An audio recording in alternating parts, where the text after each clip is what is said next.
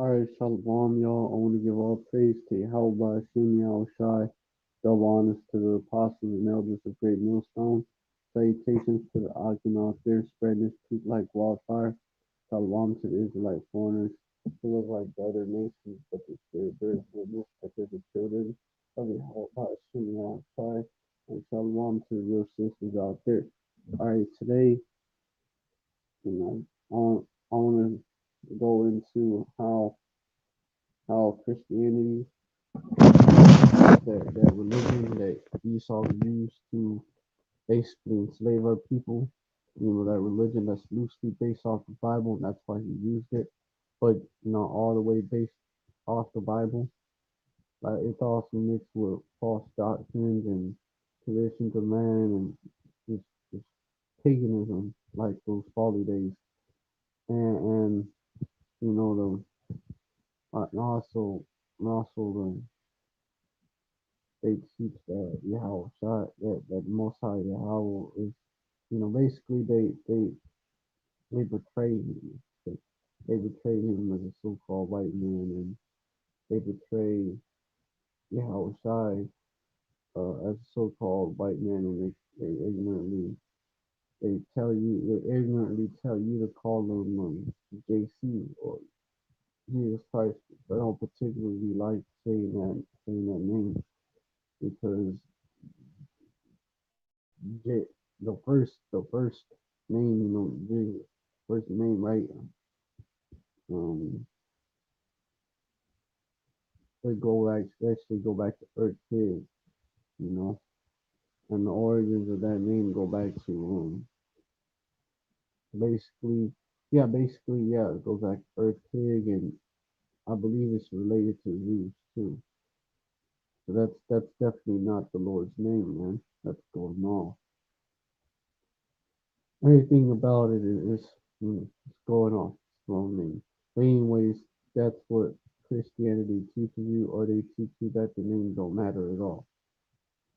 And so, for a while, this has been a part of the covering cast that Esau's had over our people, particularly around the world, but particularly over our people, really, really around the world, because our people are scattered around the world, and they do have the zeal of the Most High Yahweh.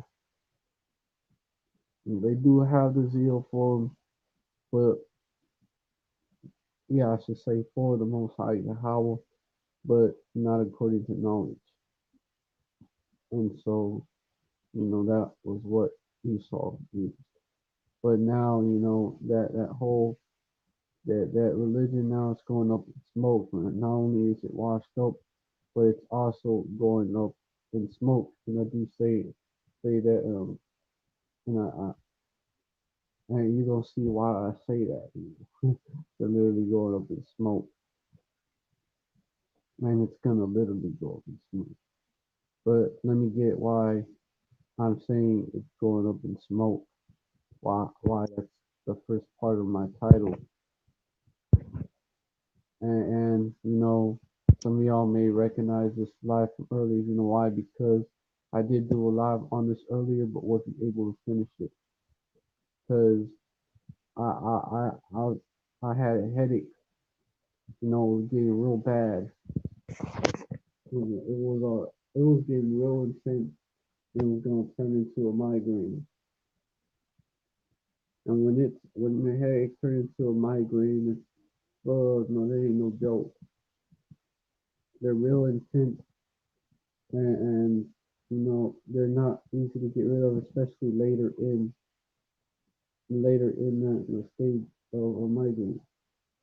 Hey, but of course, I told you from before, but also, you know, that doesn't work a lot of the time.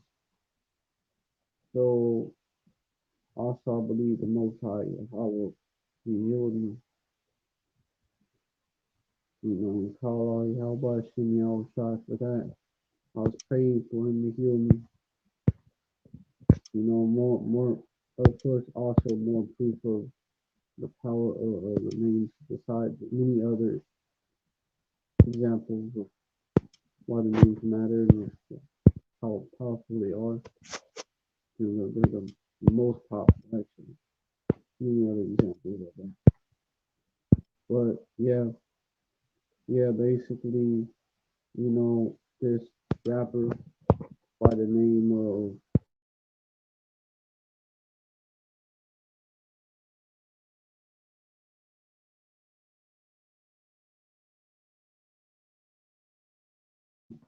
yeah, I smoke weed and shit, and saying that it's not a sin, not going off to smoke weed. And then these so-called black Christians, these hey, these Jake Chris, you Jakes, man, so-called black Christians, hey, you know, yeah, y'all support that too. A lot of y'all, support that too, and that's actually a heavy thing in judo, smoking in general. Heavy thing in Jake, I should say, not just judo. But hey, even that right there is heavy. Even that right there, you know, is because this verse specifically addresses the house of Judah. Ezekiel 8 and Ezekiel 8 and 17 addresses the house of Judah. And let me get it, in relation to basically smoking weed, because and let me get it, I'm gonna explain. Ezekiel 8 and hold on. Ezekiel 8 and 17. Then he said unto me, hast thou seen this, O house of son of man? Is it a light thing to the house of Judah that they commit the abominations which they commit here? For they have filled the land with violence and have returned to provoke me to anger. And lo, they put the branch to their nose. Yeah, you niggas think like you niggas think that this smoking weed shit, that it wasn't that it wasn't around during biblical times, you know, because clearly it was. Clearly it was. Because a joint or a blunt or whatever, it looked like a branch, whether a small one or a big one. And you put it to your nose, basically to your nose and your mouth, and you inhale the shit. You put it to your nose and your mouth, and you inhale the smoke. That's what you do. Shit, I should know. I should know as well as a lot of you dates. But that's what House of Judah still doing the same shit, still putting that branch to their nose, and clearly going off here. And hey, I got actually a few more precepts before that, which show you also how more why it's going off. Well, I got that, and then it's not just. Let me bring it out because this go also back to idolatry as well. Romans 6, Slakia, verse 15. And he said unto me, hast thou seen this, O son of man? Turn ye yet again, and thou shalt see greater abominations than these. Greater abominations than what? Verse 14. Then he brought me to the door of the gate of Yahweh's house, which was toward the north. And behold, there sat women weeping for Tammuz. Yep.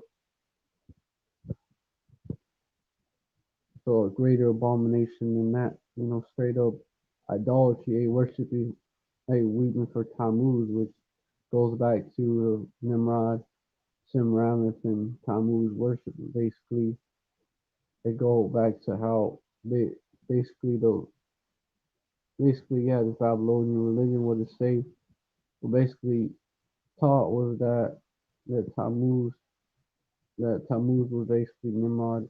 When Nimrod came right back as Tammuz, basically.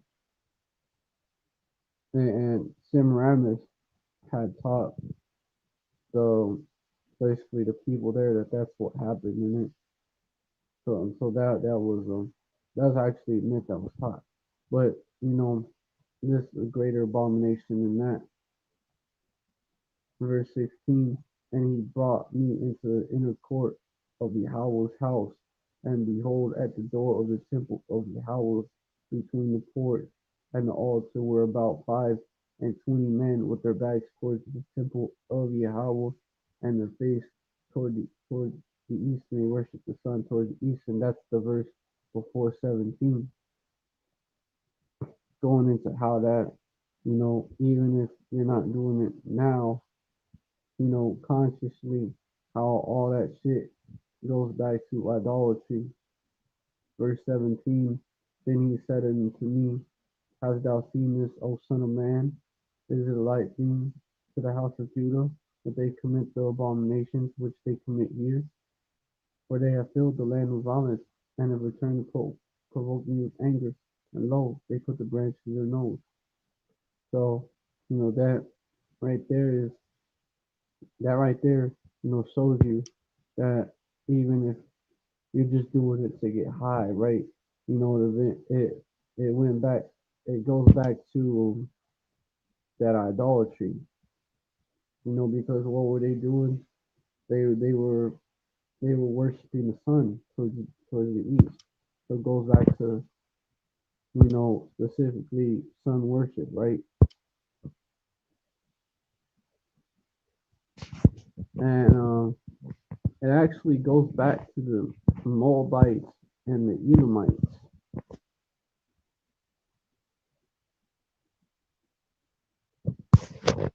smoking it and shit. Go back to the Moabites and the Edomites. Yeah. And basically, yeah, yeah, yeah, Ammonites, and Moabites, and the Edomites.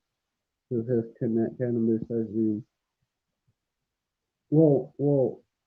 We don't know when they started smoking. It was probably the Moabites, Ammonites, or the Edomites. Let me get into it.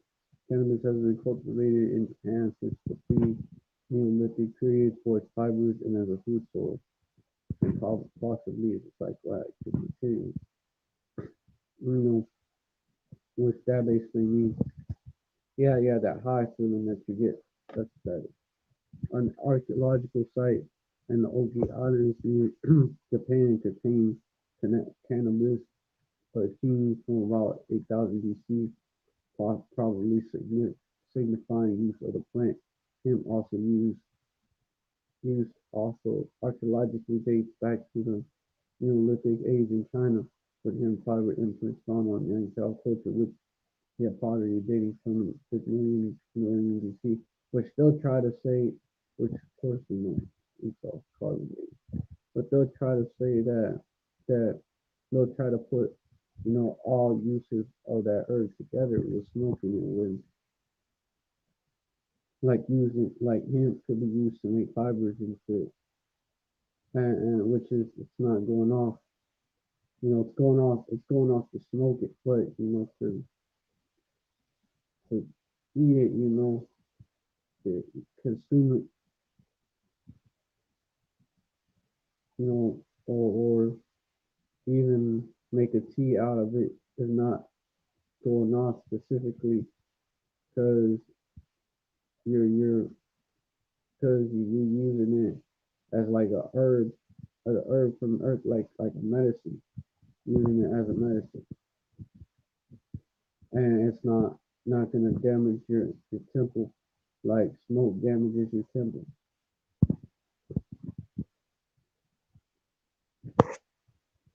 There's also the Most High Yahweh told us, there are medicines prepared for us out the earth, basically. That's like the counterbalance to all this, basically, though. Yeah, yeah, you can't. smoke it because that actually damages the body. It's not good for you. It also goes in the pharmacia, which also means poison. Smoke, inhaling smoke and inhaling poison. But on the flip side of it, on the flip side of it, there are medicines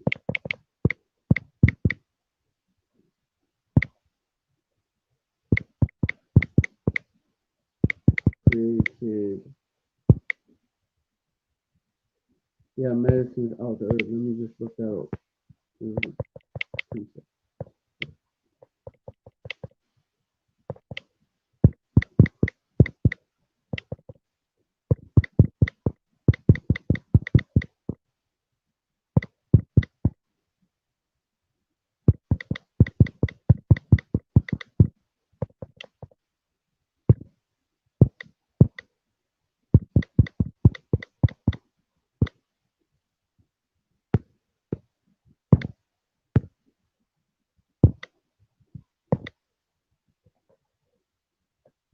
And that's, of course, Ecclesiasticus 38 and 4. Yahweh had created medicines on the earth, and he is wise was not born.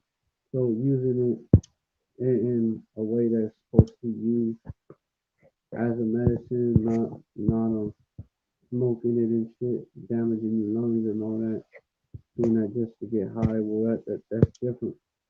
That's different. That using it in the right way. All right. So there is a way to use it that's not going off, but smoking it is going off. And let me continue with this article. It's called ganja, and that's where this comes from. In Sanskrit and other modern Indo-Aryan languages. So basically, that's the language of India. The East Indians, the so-called East Indians, which are the Elamites. Some scholars suggest that the ancient drug soma mentioned in the Vedas was cannabis, although this theory is disputed. Banga is mentioned in several Indian texts dated before 1000 CE. However, there's philological philological debate among claims to what scholars whether Banga can mean again Mona Bang spelled Bhang or cannabis.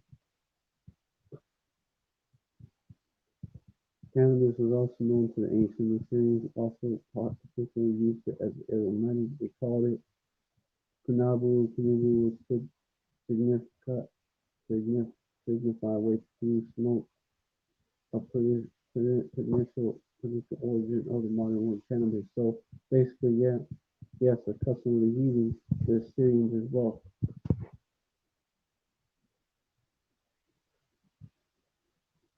Cannabis was introduced as well to the Scythians, you know, to the Scythians, Thracians, Thracians, which that's over there in where Thrace is like for fucking Turkey,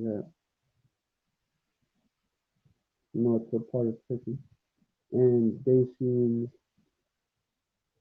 that's basically that's where Romania is now. That area. Hussein, the cap, no, Batai, those who walk, quote unquote, those who walk on smoke clouds, burn cannons, flowers to these tents. So here we also see as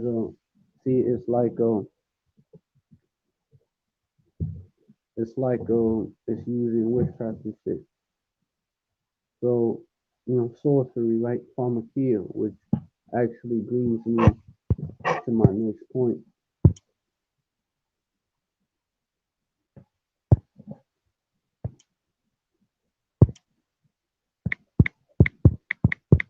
Pharmakia, which is in it's in Revelation when it talks about they repented not of their sorcery. Showing info medication, so-called, right? Pharmacy, right? As in the word pharmacy, i.e., by extension, magic, literally or figuratively, sorcery, and witchcraft. And you could see how it's linked up to that. Outline of biblical usage. The first one, use or the administering of drugs. Two, poisoning. Three, sorcery, magical arts often found in connection with idolatry and fostered by it. We can see that. Hey, linking back up to the branch to the nose as well. Hey, even for the deceptions and seductions of idolatry, but really the first three ones, really those are what apply here. And also let me get something else. That pharmakia Bible verse. That also applies to them damn pills, dude. Them pills that psych yeah, those like them psych drugs that Esau pushes on you and shit. And basically we use basically yeah, Esau yeah, the shit that Esau push on you. That pharmakia, those little psych drugs. They actually have mind altering effects and shit. And they also have fucked up side effects showing you that it's actually poison.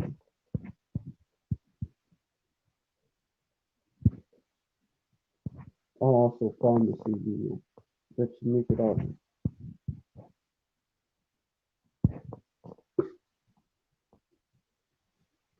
Galatians 5:19, also Revelation. That's what we got.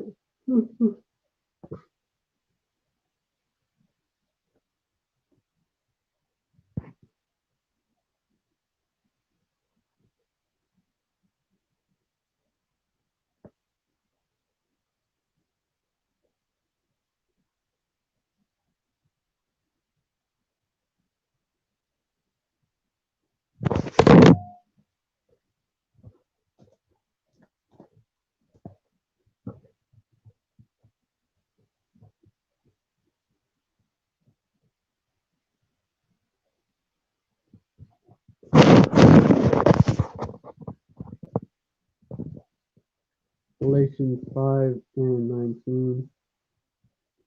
Now the works of the flesh are manifest, which are these. Okay, let me see. Galatians 5:20. Okay, yeah. Adultery, fornication, uncleanness, lasciviousness. Verse 20. Adultery. Idolatry, witchcraft, hatred, variance, simulation, wrath, strife, sedition, heresy. Which I have to see where it say that exactly.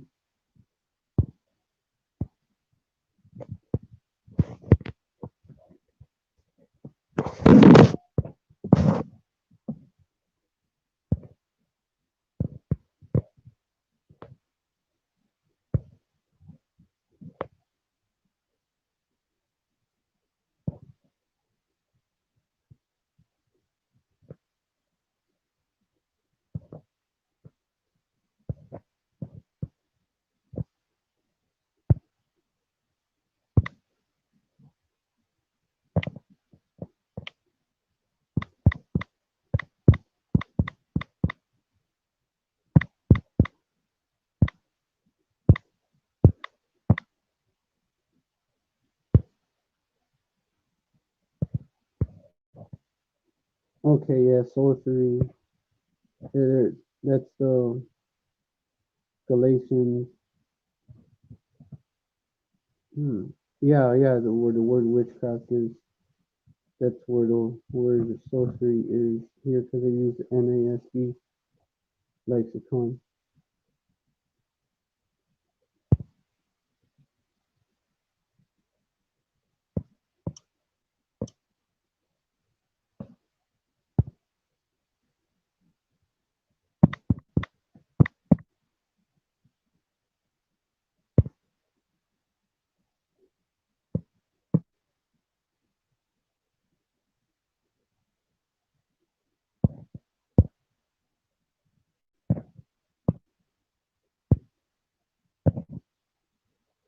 Yeah. But yeah, the word pharmakia is there.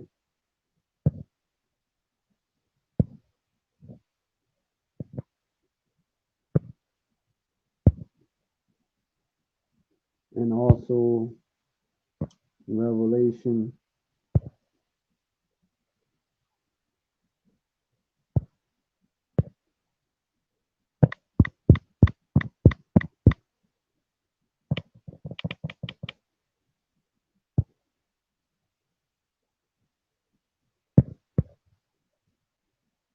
Revelation 9 and 21.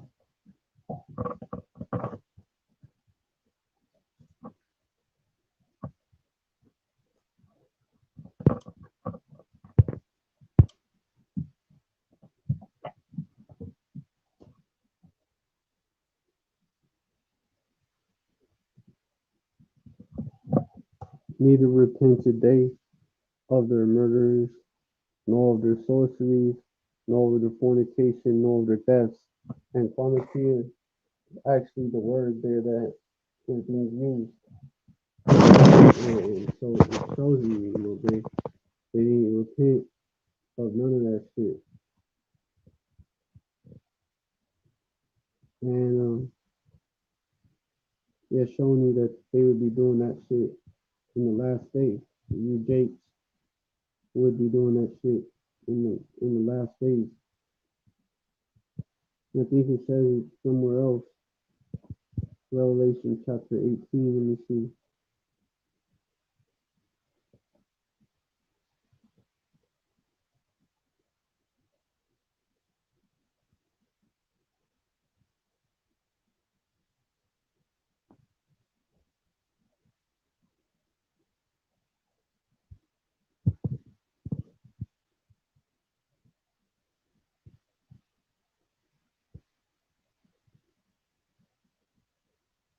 Let me get it.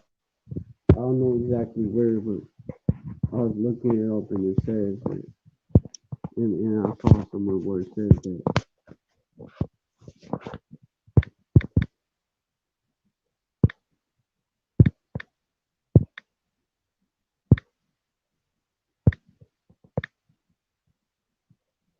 18 and 23.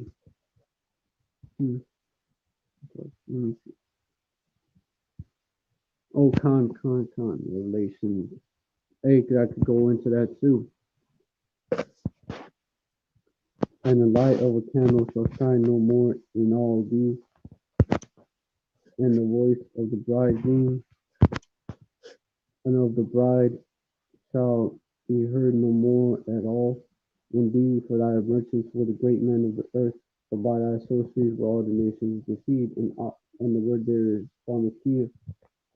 And you could also see that there because hey, the pharmaceutical industry is one of America, which is Babylon the Great, one of its biggest industries. One of its biggest industries is the pharmaceutical industry, and it has deceived the whole world by its pharmaceutical industry as well. Hey, them jabs that are being pushed out, who's heading that up? The pharmaceutical industry. Companies like Johnson and Johnson may make cleaning products, but that jab, that vaccine, that's pharmaceutical. That's pharmaceutical right there. That's also a part of that too, even the jab. And let's see, those pushing out the jab. Well, Merck is pushing out the jabs for a while, but they're not pushing out this one. Pfizer is pushing this jab. Pfizer, Pfizer, and another one. Pfizer and what was Johnson one that they're pushing out. AstraZeneca, another one.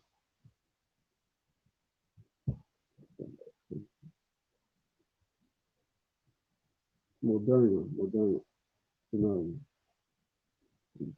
Biotech companies too. Pfizer, oh, shit.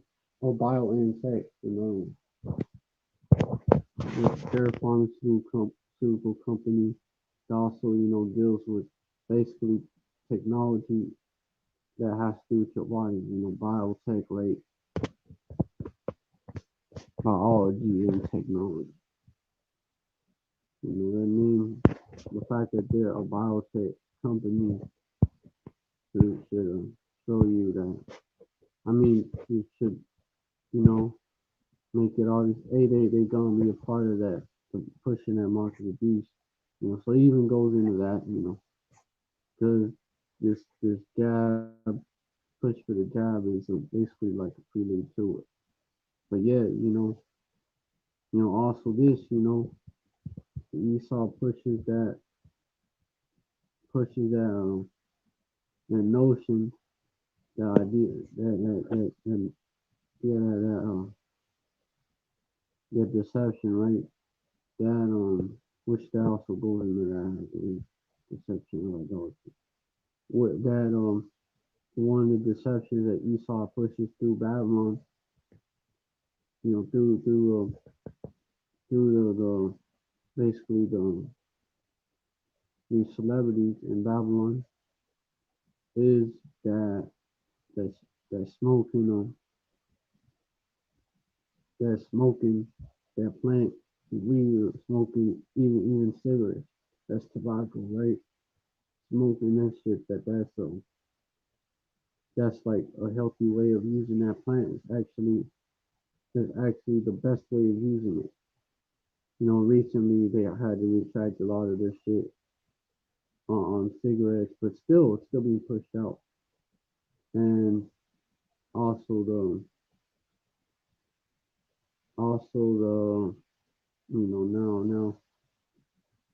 now smoking weed, instead of consuming it like you would consume lettuce, right, or herb,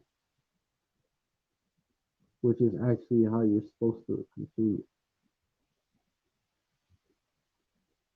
Instead of smoking certain herbs is promoted. Instead of consuming it like either lettuce, some shit like that, spinach, or or making tea out of it like tea leaves. Instead of that, they promote that shit because also it's promoted mainly as basically a way to get high, mainly. Because the real benefits actually come whenever you eat it, you consume it how you're supposed to consume it. Edibly, you eat it, or you drink it, you make a tea, you drink it. That's when that's when the real benefits come out of it, because it is a medicinal plant. But when you burn some, you actually change the chemical makeup of it.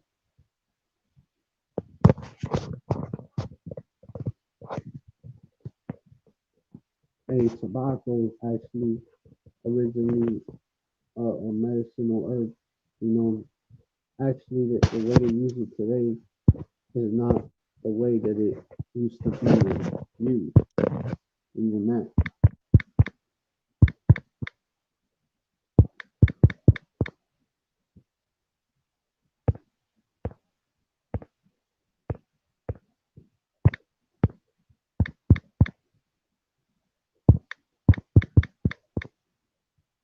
And the original purpose of tobacco and how it was originally used. It was originally used by the Gadites, so-called Native Americans, in religious ceremonies and for medical purposes. Early tobacco history, it was used as a cure remedy for dressing wounds, reducing pain, and even for toothaches by the brothers in that up. In the late 5th century, Christopher Columbus was given tobacco as a gift from the Americans. So the northern kingdom is over here using it, but they wasn't using it the way that basically people use it today.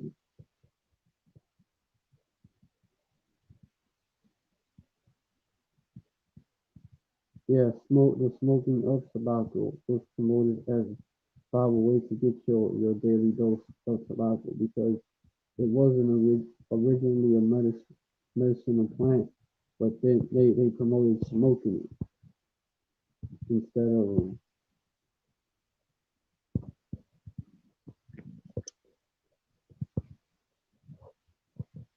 how basically it's actually used.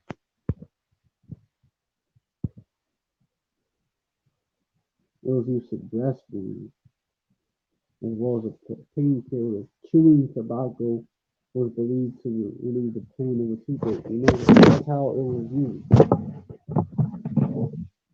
Well, it wasn't even smart back in the day. It's not the original use for.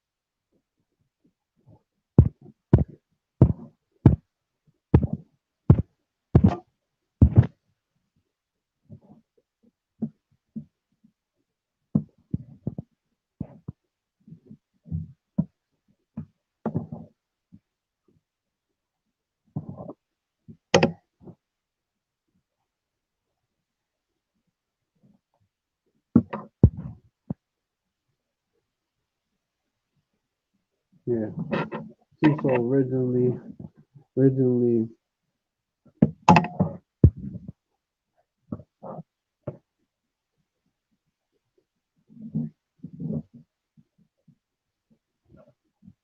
hold on.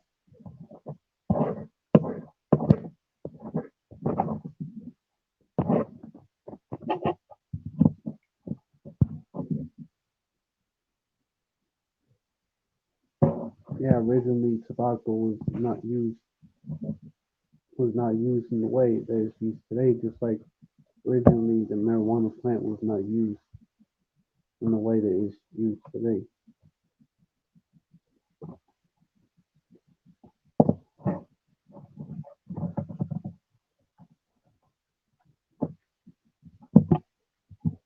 And even though the coca plant wasn't used back then as it is used today.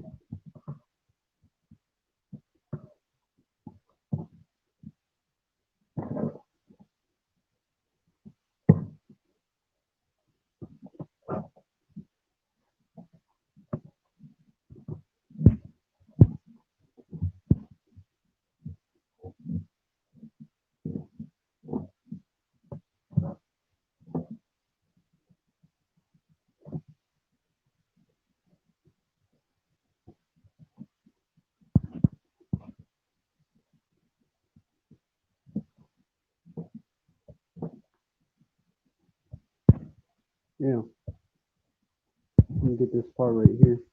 Because also, that's smoking. That's some other shit that our people smoking. They think it's alright to do it. It's not going on. On on October 15th, 1492, Christopher Columbus was offered dried tobacco leaves as a gift from the so-called American Indians of Northern Kingdom because they were in the not gagged because they were in the Caribbean islands. I believe it made in Ephraim or Simeon or even Manasseh. So, hey, Manasseh, a lot of that, them cigars, they come out of them. They don't. They're known. I guess the best cigars known to come out of them come out of Cuba. From the so-called Cubans, the tribe of Manasseh.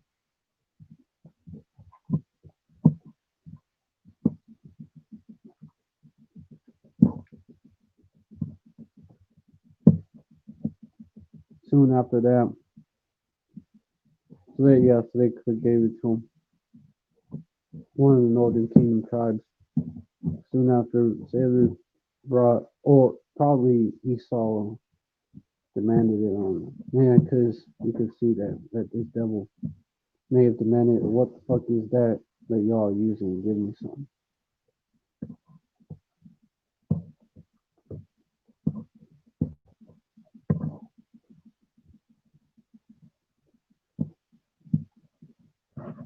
And claimed it as a gift. Who knows? Because our people did think that this devil was their friend, that he was coming in peace.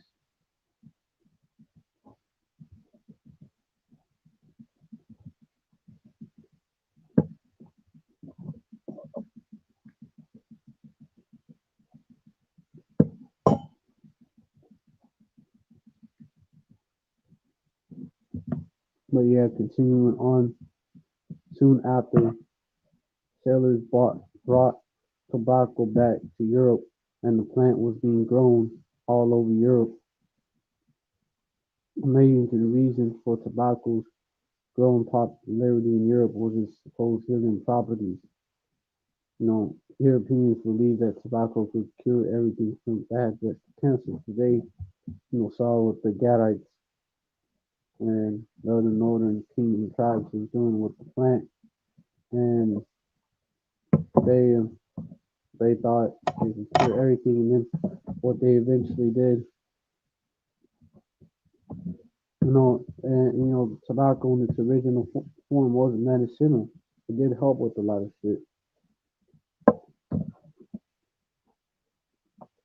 In 1571, a Spanish doctor named Nicolas Monardes wrote a book about the history of medical plants of the New World. In this, he claimed that tobacco could cure 36 health problems. In 1588, a Virginian named Thomas Harriot promoted smoking tobacco. So this one was starting to get promoted as a viable way to get one's daily dose of tobacco. Unfortunately, he died of nose cancer. So the same devil. He died of this Edomite. He died of cancer. He died of nose cancer because it was popular then to breathe the smoke out through the nose. So today you get that mouth cancer, right? That lung cancer, too. That nose cancer.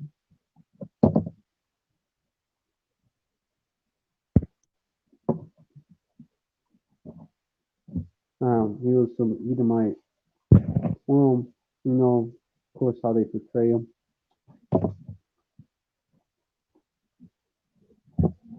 Of course, how they portray him, but you know what these devils do. He could have been one. He could have been one. If he saw what was coming up, was coming into power in some areas more than others. But yeah, Thomas Harriot, also spelled Harriet was English astronomer, mathematician, ethnographer, and translator who made advances within the scientific field, so he was a so-called scientist. Thomas Harriot was recognized for his contribution to astronomy, mathematics, and navigational techniques. And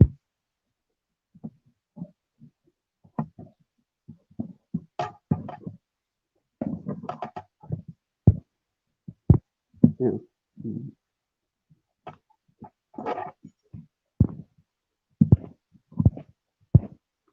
so he was a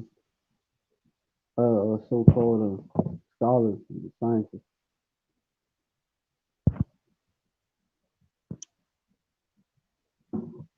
Our people still had some type of power in those days, so who knows? He could have been a well, they just, but probably not.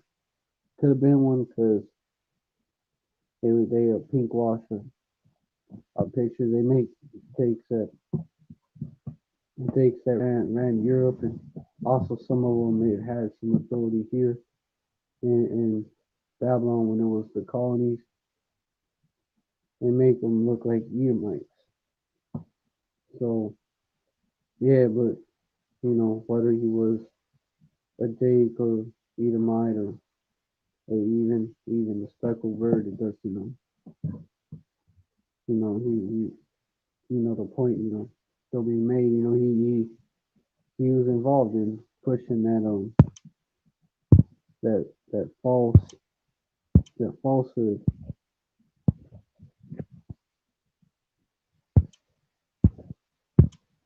So basically, you could smoke that shit, and it was better to do it. It's better to smoke it as a viable way to get one's daily dose of tobacco. But Esau had promoted it. Esau started promoting it in Virginia, basically as good for your health medicine. Esau promoted smoking it as being medicinal. Sounds familiar.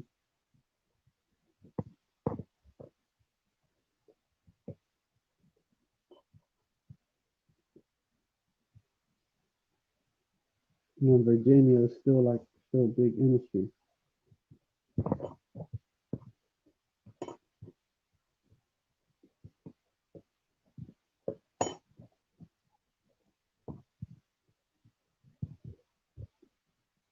And in the 1600s, tobacco was so popular that it was frequently used as mace. Tobacco was literally quote unquote as good as gold. This is also a time when one of the dangerous effects of smoking tobacco was being realized by some individuals. In 1610, Sir Francis Bacon noted that trying to quit the bad habit was real hard because when you burn that plant, it changes into a different substance.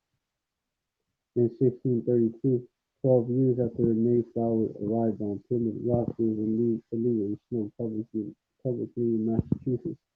This has more to do with the benefit, had more to do with the moral beliefs of the day than health concerns about smoking tobacco. In 1760, Pierre Lorillard established a company in New York City to process tobacco, cigars, and smoke. Today, Pierre Lorillard is the oldest tobacco company in the U.S. But basically, basically that that was being pushed like smoking that ganja is promoted today.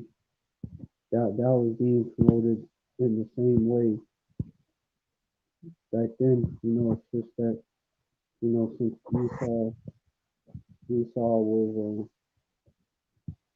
Esau basically had more control over it and was able to push it out more, and it was associated with not with a gate, but with being it's easier to control that it was already heavily controlled by that time. It was yeah. And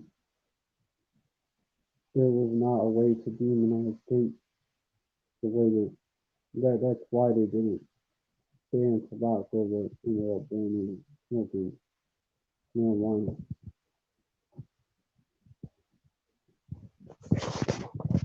But both of that is going on.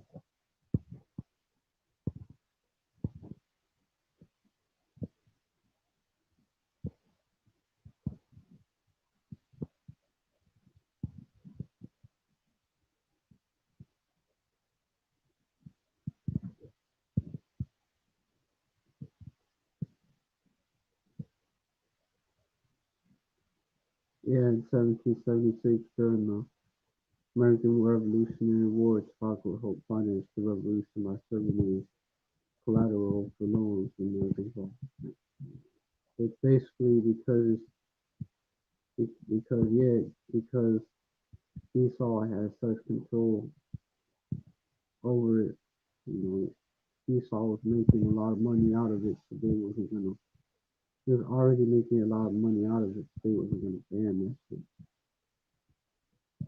And also Esau would 80s tobacco plantations, a lot of Jakes working on there. These tobacco companies, the reason why they have so much profits is because they had a lot of Jakes working on their slaves, and they still have those profits from those days.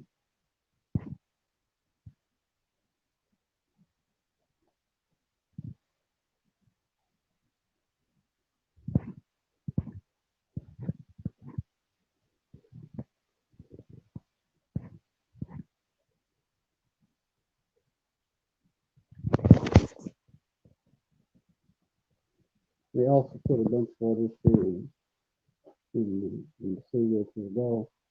Like they put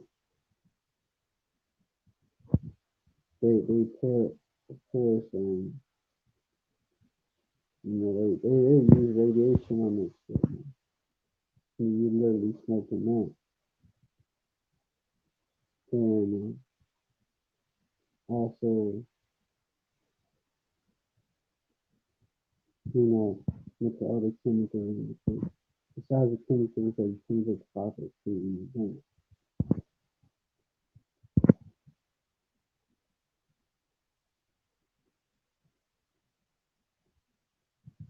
Shit, they even used to fill them with asbestos. So the reason why you saw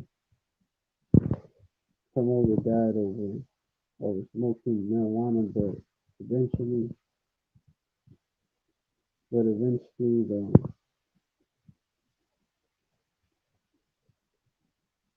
yeah, but eventually, what I can say, now Esau basically, Esau been lifting that stigma over the smoking marijuana. He can promote that shit. Now, so to expose it, basically smoking, like basically smoking tobacco bad for you, but they have that ban, but I mean they don't have that ban, but they had smoking marijuana ban, both are bad for you. Now they're promoting that shit. They're promoting that shit. But it's all pharmaceutical. Now that's being pushed around the world. Way before the tobacco was being pushed around the world. It's smoking and cigarettes being pushed around the world. So by that pharmaceutical, like going back to by that sorcery, right, that pharmaceutical. Verse 23, chapter 18, in the light of a candle shall shine no more in all Indies. And this verse right here, and the voice of the bridegroom and of the bride shall be heard no more at all Indies. For thy merchants for the great men of the earth, for by thy sorcery for all nations deceived. By thy sorcery for all nations deceived.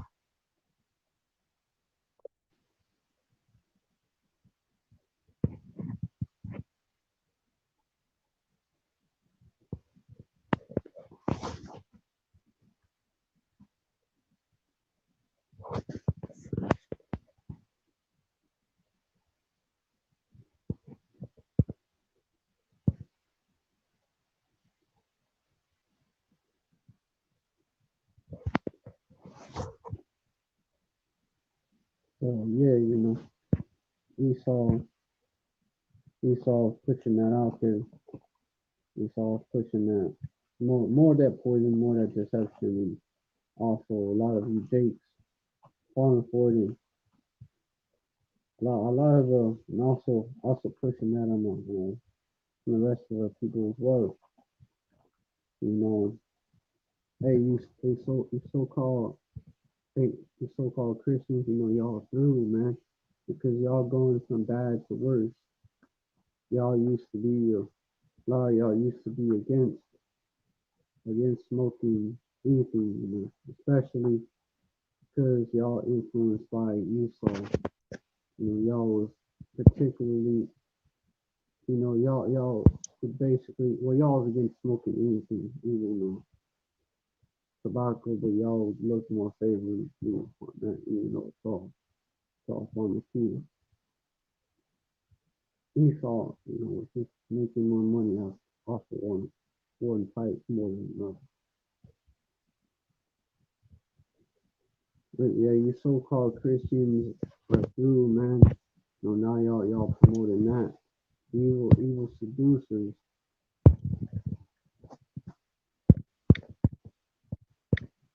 Let me look up that evil seducers.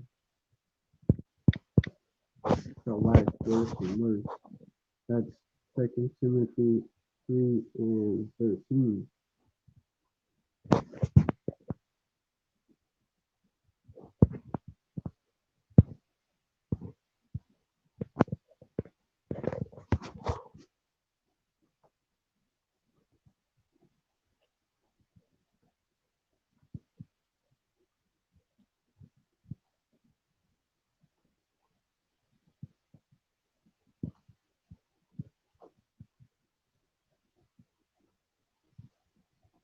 You get it.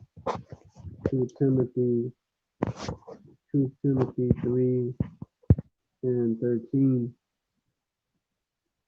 But evil men and seducers shall wax worse and worse, deceived, deceiving and being deceived. You so-called Christian fakes, man. Y'all have been seduced, and you're seducing others like you so-called Christian. rappers, like this dude,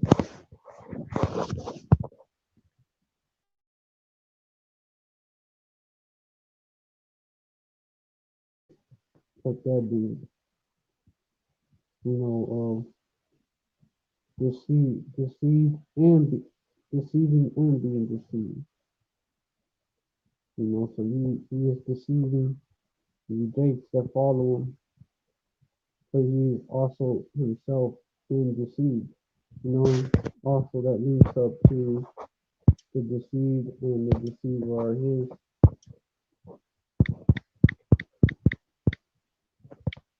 The deceived and the deceiver are his. Job 12 and 16, which includes you 2/3 if you're children of your father the devil. Job 12 and 16.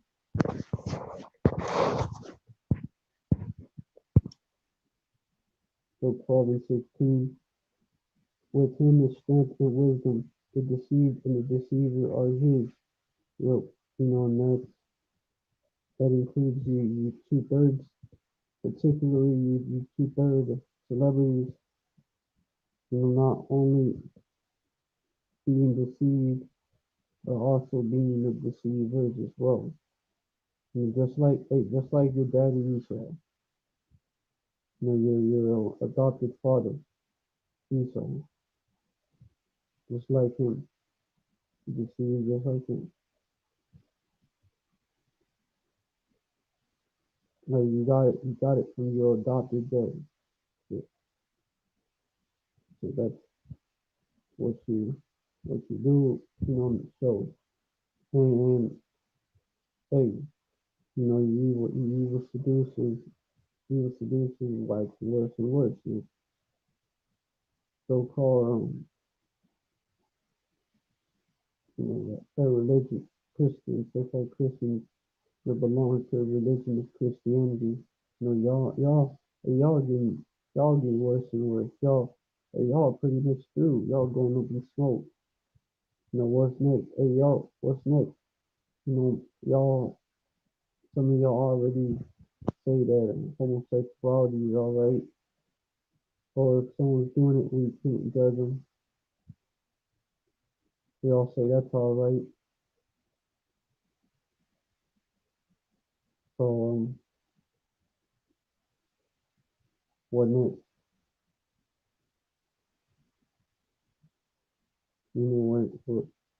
Well, y'all kind of justify adultery because y'all justify the woman leaving the man and shit, when a woman divorcing the man and shit, which is going on. So y'all justify that as well. Y'all justify eating all types of abominations, pork, crab, shit, and lobster, you know, which is just like eating the roach and thinking it's alright. But y'all would actually before that, as long as you cook the roach right and then you pray over the roach before you eat it, it's alright to eat. Y'all would justify that as well. Eating a damn cockroach, eating a fucking fly.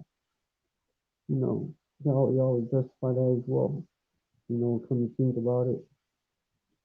So yeah, you so-called Christians, man, you can't even follow the Bible, even though you claim to follow the Bible, right?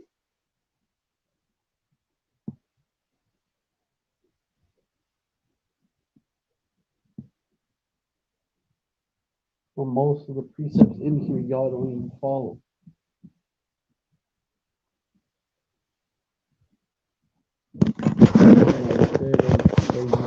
All teach the doctrines of commandments to men. You get it. That's especially, for you Jake Christians, you Jake pastors, you Jake Christian, so-called Christian leaders.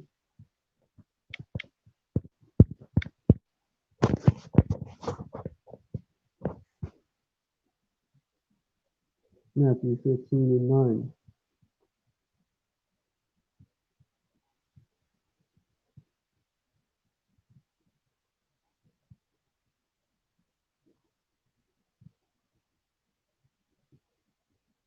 But you say, whosoever, okay, 15 and 9. Salakia, that was verse 5. Verse 9, verse 7, you hypocrites, well did Isaiah prophesy of you, saying, verse 8, this people draw nigh unto me with their mouth, and honoreth me with their lips, but their heart is far from me. Verse 9, but in vain they do worship me, teaching for doctrines the commandments of men. You know that is an example of a commandment of men. You know, you can smoke weed, you know,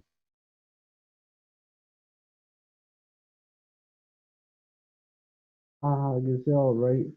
You know, going on saying that the Most High telling you to smoke weed, and clearly it's against the Bible.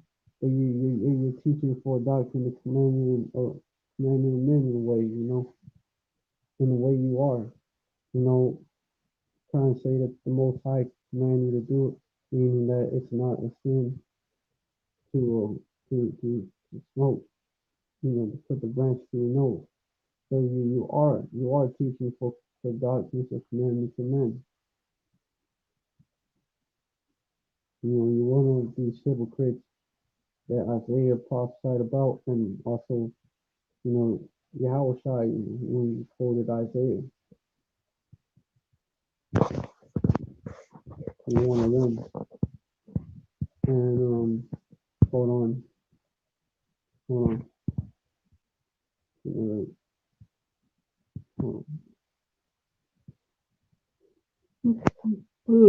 Shit. Because like you're so-called Christian rappers, you know, you go nigh unto the Most High, Yahweh with your mouth. Not even in here using your name, by the way. Actually not. Like you will believe you are, but you're not. Which actually, the concept is there. Honor is me with the lips, but their heart is far from me. But also, when you get this, um, lack of knowledge, because my people die for lack of knowledge. This is one of them. Are destroyed for not lack of knowledge. This is one of them, right here. Which is why y'all have a zeal for the Most High, Yahweh, but they not according to knowledge. Not even knowledge of the name. Not even, y'all now believe in, man, hold up.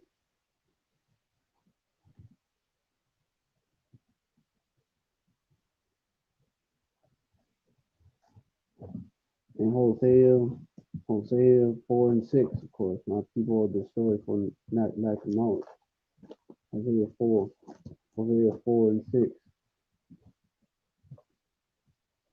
my people are destroyed for lack of knowledge, because thou hast rejected knowledge, I will also reject thee, and that seeing that thou shalt be no priest to me, seeing that thou hast forgotten the law of thy power, I'll also forget thy children.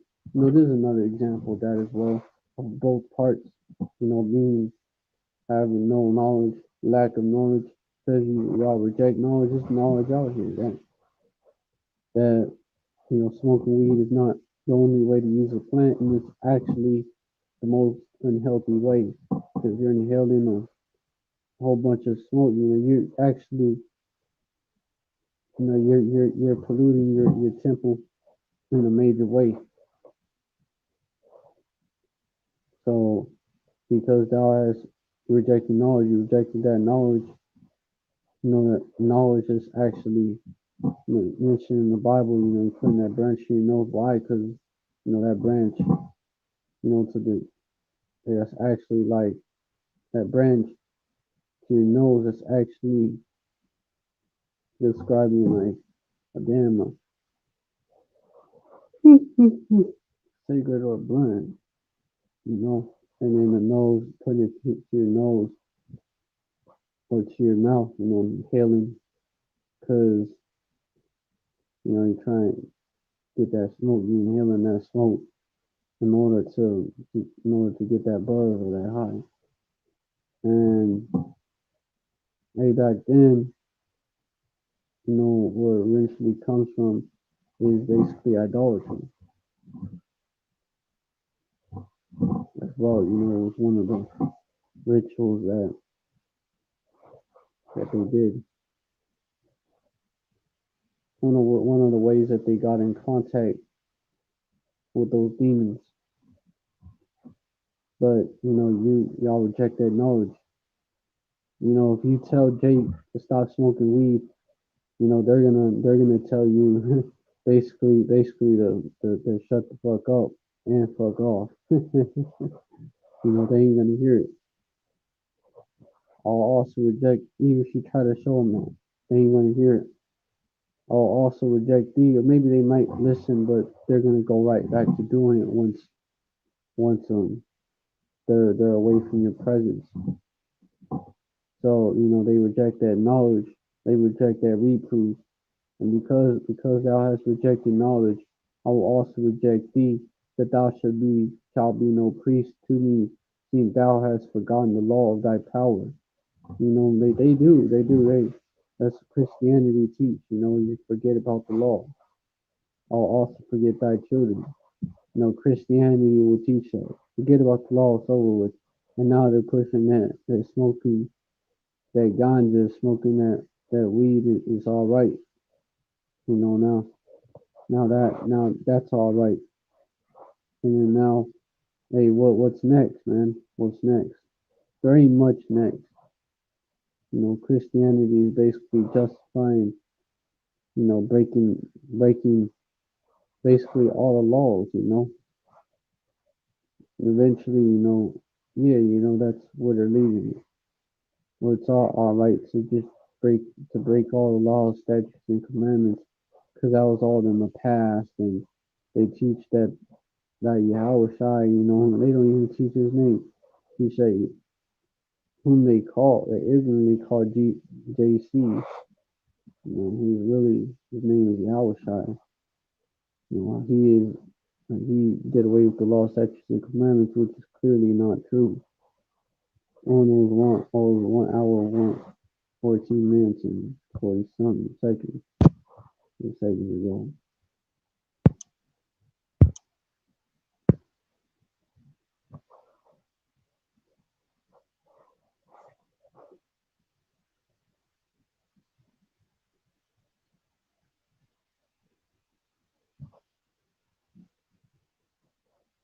Yeah.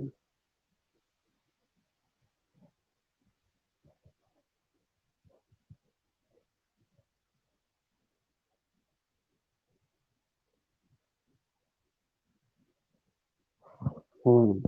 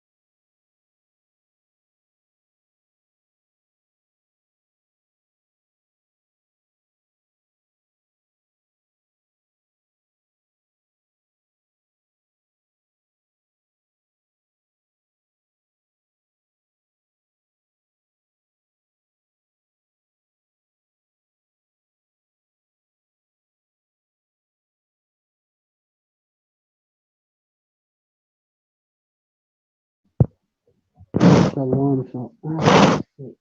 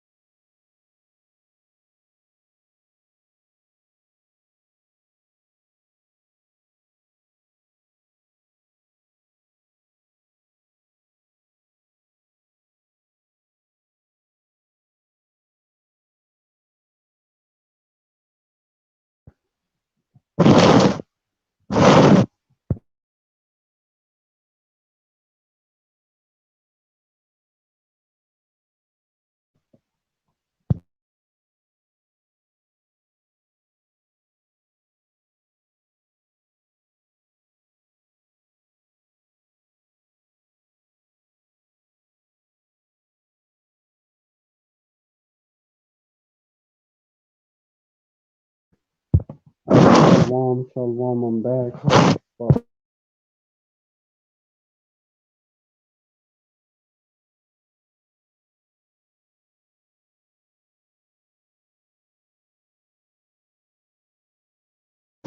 alright, shalom, shalom, I'm back. Alright, yeah, man. Yeah, y'all reject knowledge, including the knowledge of this law, because y'all forget the law of y'all's power, man. You so-called Christians, man, you justify breaking almost every law, from adultery, a woman to leave a man and be with another man, to to dietary laws. You could eat everything that basically breathes. Even shit that don't, which is animals that don't, everything that moves. Whether on the insects and shit. You justify that. Y'all justify eating flies. Eating flies. Actually taking a fly and cooking it and eating it. Y'all would justify that. Like as long as you pray over it, you so-called Christians, man. Y'all justify that. Y'all justify eating anything, pretty much. Pretty much anything. Y'all also shoot down, someone wants to shoot down a vulture. Y'all justify it. Basically, y'all doing that with swine, because swine is basically like a vulture. Well, a pig is like it's like a ground vulture. And also, with them abominations and shellfish, shrimp, crab, and lobster, the crawfish. Forget about that one. These crustaceans, right? They're like roaches of the sea. They're like they're like roaches, and flies, and all them disgusting insects of the seas, as well as like vultures as well. They're the cleanup crew of the sea. So yeah, but yeah, they consume the filth of the sea. But you so-called Christians, y'all teach that that's all right. Y'all teach the doctrines, commandments of men. And then now what? Now what? Um,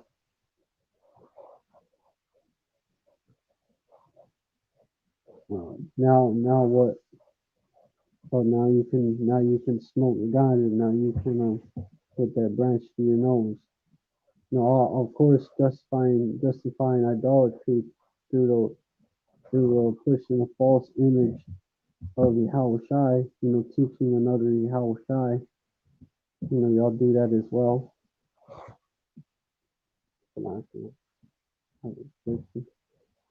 Down to deal with, but y'all teach another Yahweh Shai. Y'all teach the people about so-called the Yahweh Shai, so-called white men. Use the image of Cesare Borgia. That's teaching another Yahweh Shai. And a totally different values that your Yahweh Shai, your version of Yahweh Shai, I should say, that your version of Yahweh Shai stands for. He saves everybody, and he and did away with all the laws. That's not the one that you refer to as JC in the Bible. No, that's y'all teaching another Yahweh Shai. One that also supports smoking ganja. I only use that term for ganja because it shows you that y'all got it from that it shows you that it's a custom of the heathen, which is also shows how it's going on. You're practicing the custom of the heathen. It's Most High Yahweh told you, to learn none of their ways. And also something else, it's a specific precept that goes into the customs of the heathen.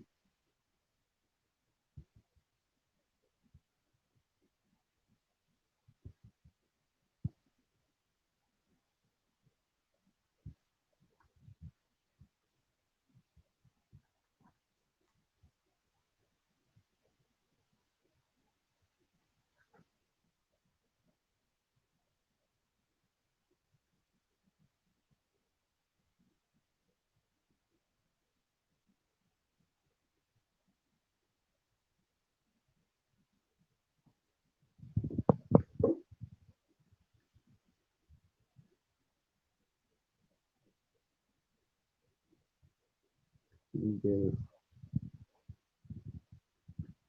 customs, learn not the ways of the heathen, and choose not his ways. Also, that goes into don't follow the ways of the heathen. Learn not the way of the heathen. Well, Proverbs 3:31, envy not thou the oppressor, and choose none of his ways. It's one of them. Jeremiah chapter 10 goes into it as well. Goes into one of the customs of the heathen.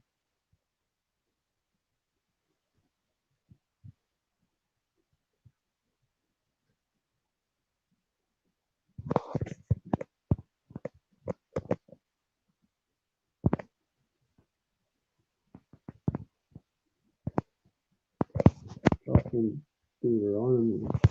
Deuteronomy 12 and 30.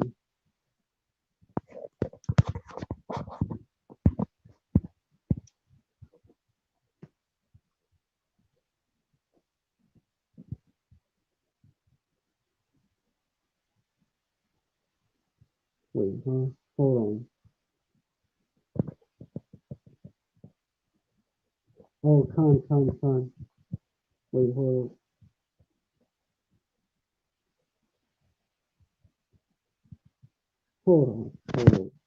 Wait, hold on.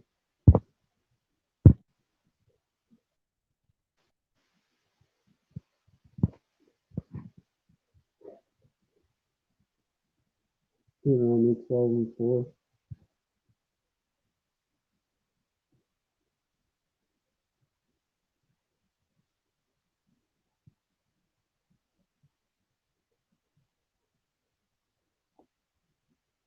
Huh. Hold on. Oh, con. I got a precept over there. They're giving me the wrong precept. Now look it up. Verse Deuteronomy 12, verse 29. When Yahweh thy power shall call the nations from before thee, and thou goest, shit, it's on the other side, and thou goest to possess them, and thou succeedest them, and dwellest in their land. Verse 30. Take heed to thyself that thou be not snared by following them, after that they be destroyed from before thee, and that thou require not after their powers, saying, how did these nations serve their powers? Even so will I do likewise. So you're not supposed to inquire after powers, after the gods of these other nations. One of the ways, let me go further into it. Verse 31, thou shalt not do so to Yahweh thy power, for every abomination to Yahweh which he hated have they done unto their powers, for even their sons and their daughters have they burnt in the fire to their powers. Now it is 141 and 44 seconds. Look at the clock, notice the Kala Yahweh Shimi Awashai.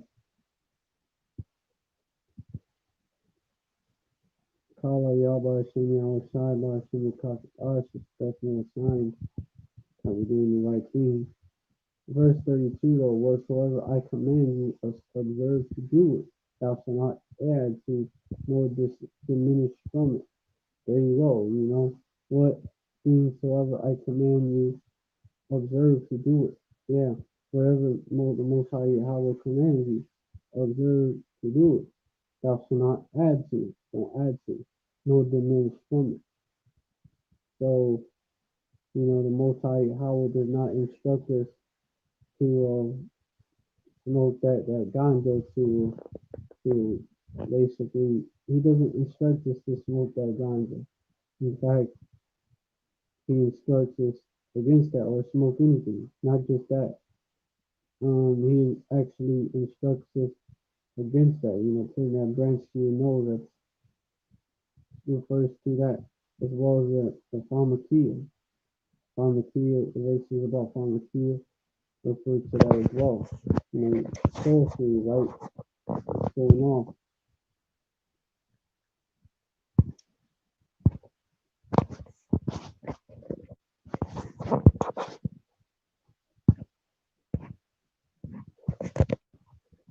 There's something else in I guess in this, yeah, I guess in this article,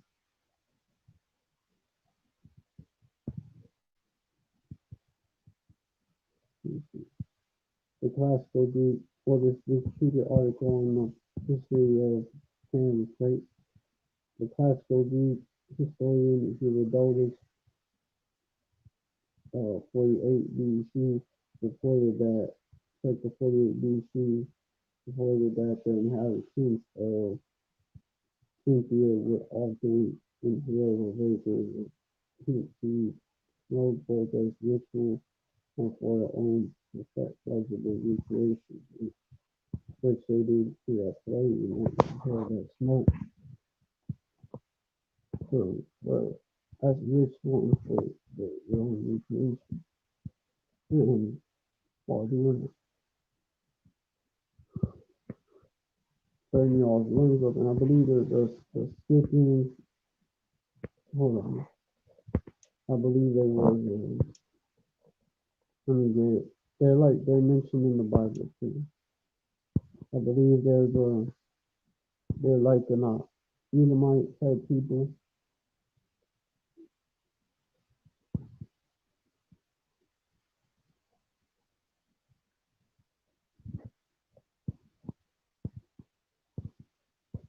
but there's Japes among them.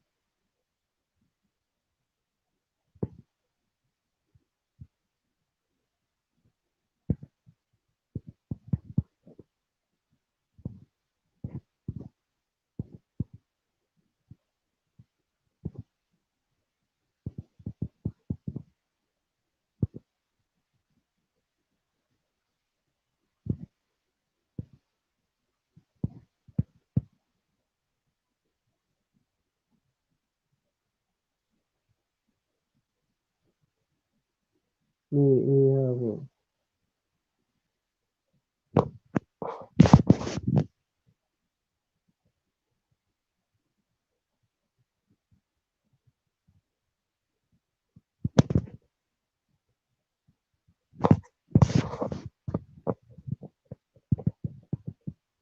they may have been referring to Edomites. There was just people in that general area, that area north of Parsha and which is Persia, east of the Roman Empire.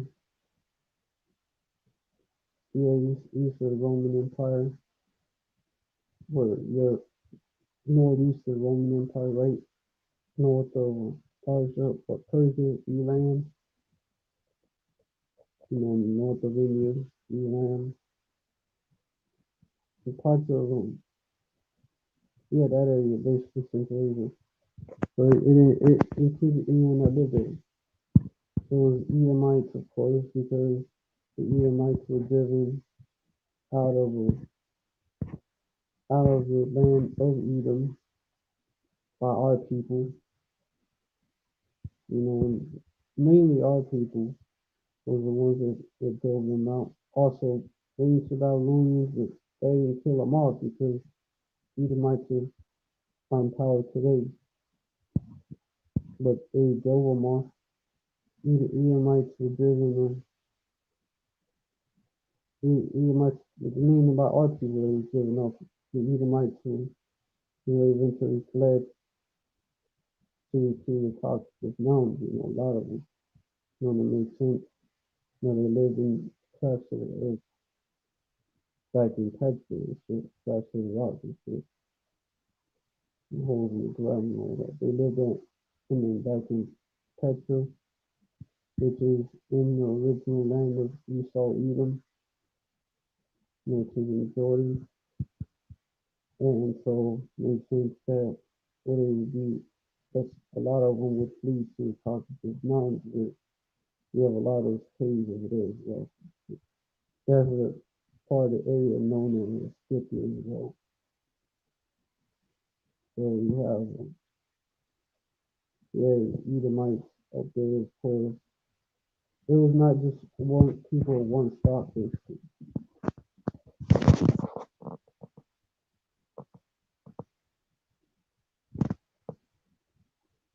Also, may have had Japheth in that area as well.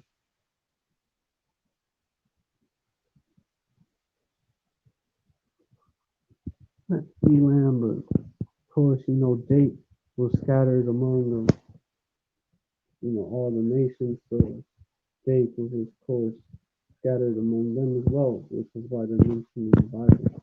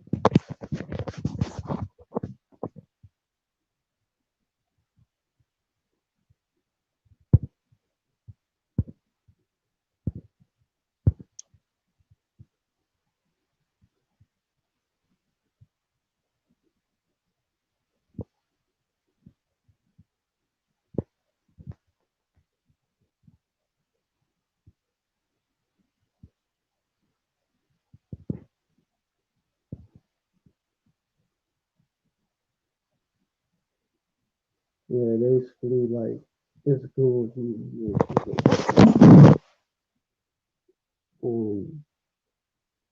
We had Jake among them following the ways of the heathen,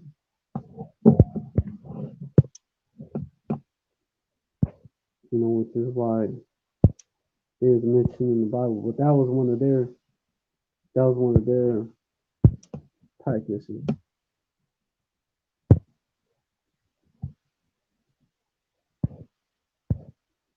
Yeah, which is why they mention in the Bible Colossians 3:11, where there is neither Greek nor Jew, circumcision nor uncircumcision, barbarian, Scythian, bond nor free, but Hamashiach is all and in all. Which he came for Dasharala only, so the Greeks is talking about Hellenized Jews. Barbarians is anyone that's not Roman. You know, basically uncircumcision Israelite foreigners, and then bond nor free. Basically today that would be like people that are so-called bond today. I mean, they're so-called free, meaning not locked up or whatever, and then bond, they locked up. That's why you pay the bond to get them out. Well, Mashiach is all, Scythian is included in that, meaning you had Jakes among them that were learning their ways.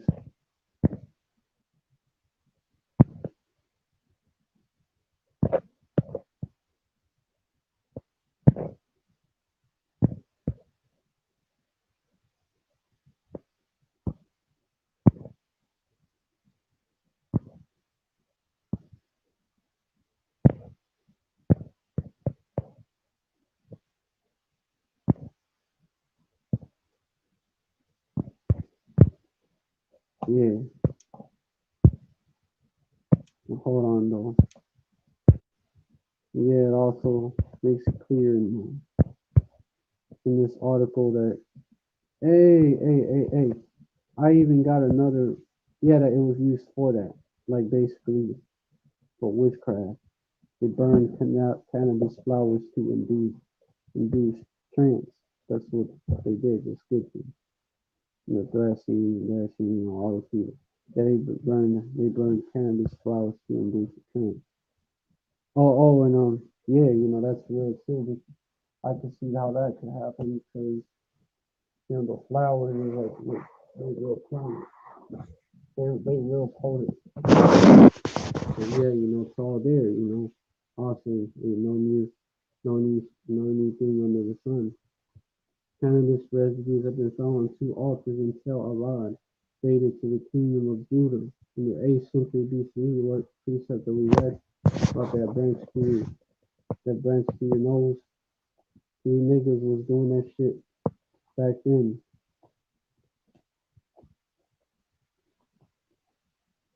Ezekiel, Ezekiel chapter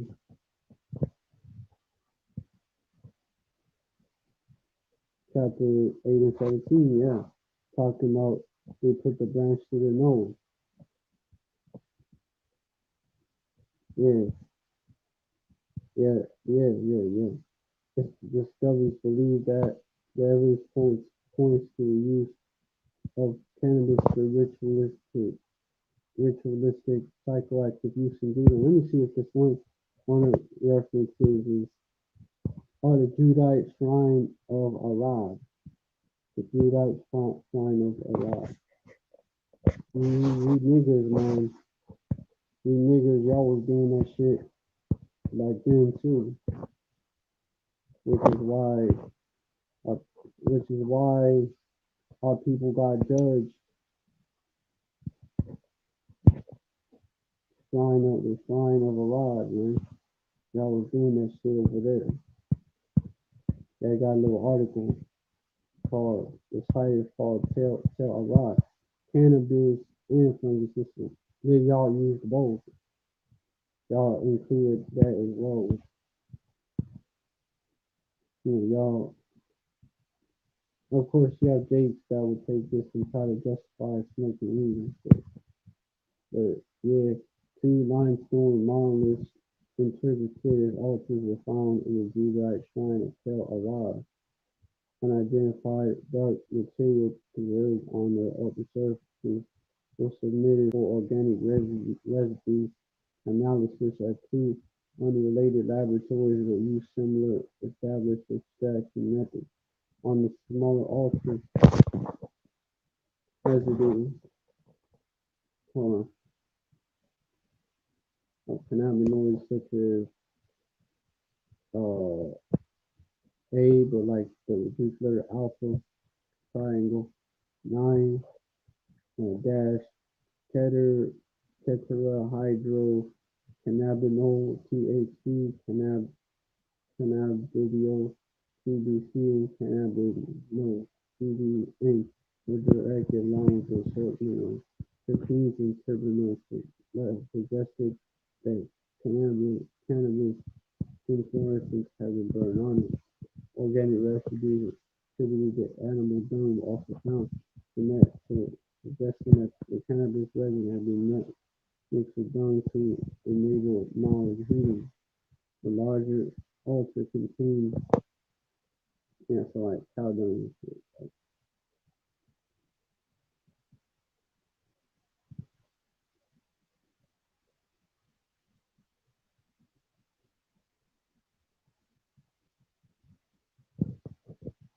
The larger altar contained an assemblage of indicative triterpenes such as both lauryl acid and neurophthalein, which derives from frankincense, which that's not going off. That's not going off. You're putting it to your nose, you're just burning it, so that it fills the whole room with that smell, will calm your nerves and shit. The additional, there's certain substances that you burn the shit, you inhale it like that, like cannabis,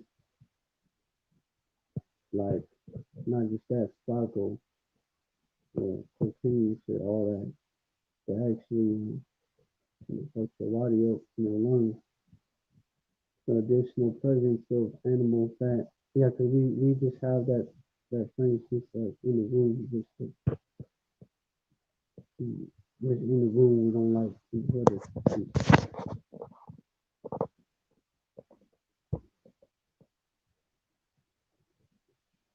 The additional presence of animal fat and related compounds such as testosterone, androstenedione, and cholesterol suggest that resin when mixed would facilitate evaporation. These well-preserved residues shed new light on the use of a-century allied altars on our incense offerings and daily.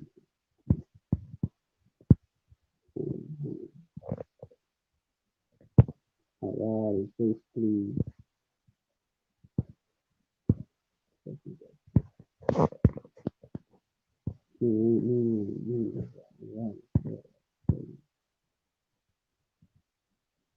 or the Canaanite stronghold, 15 type of Israelites moved from Israel to the so that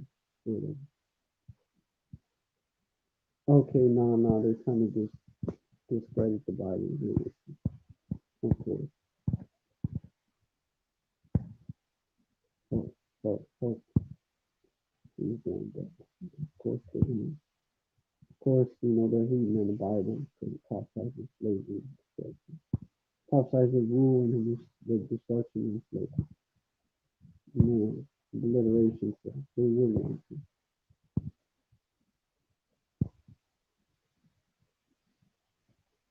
A person I'm looking for basically what that meant. A rod might mean.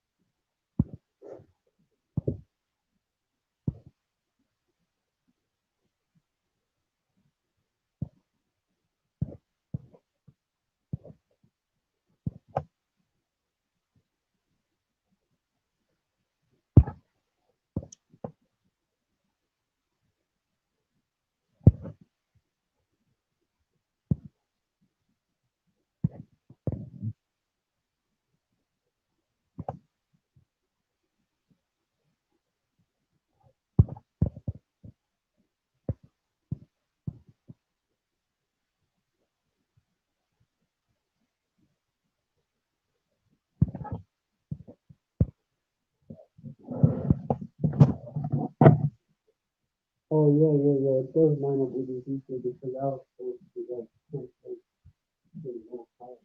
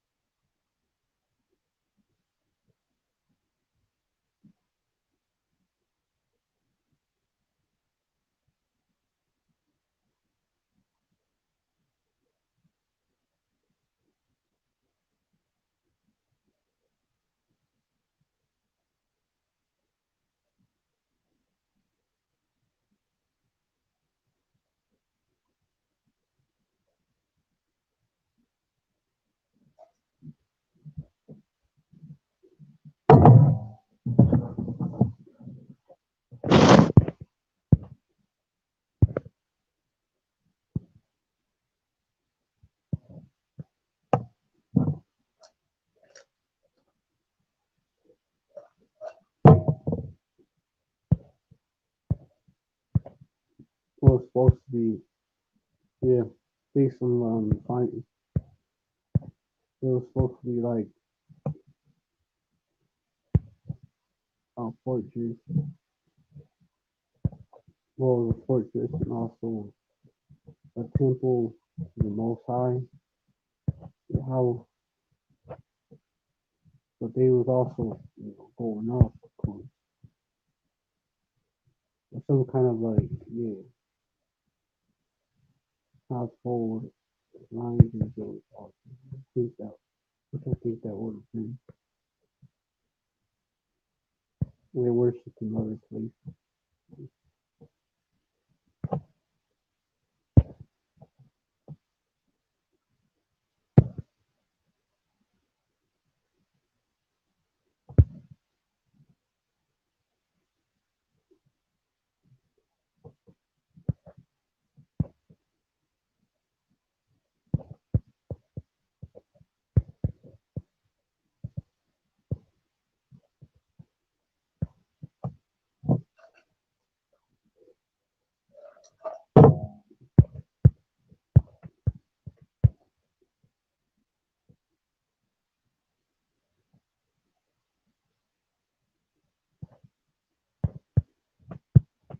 Well, that was evidence. Basically, basically, you niggas, man, you niggas, y'all was doing that shit. Y'all was doing that shit back then.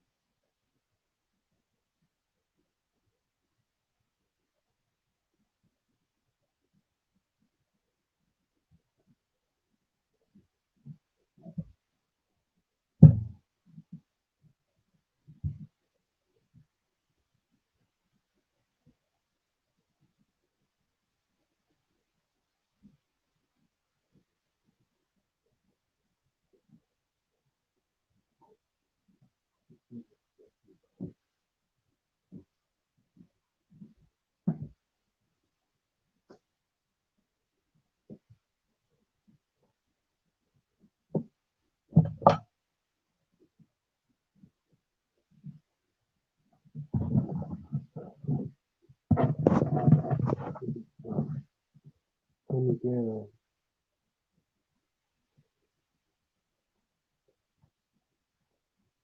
The Fed said to this Casey asking 108 all things are full of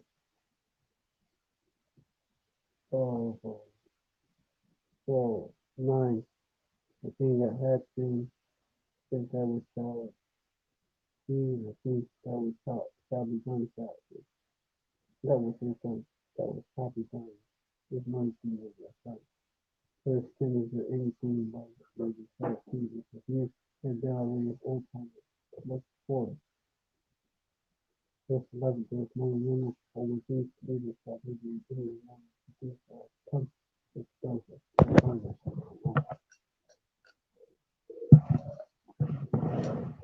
So, you guys point out that you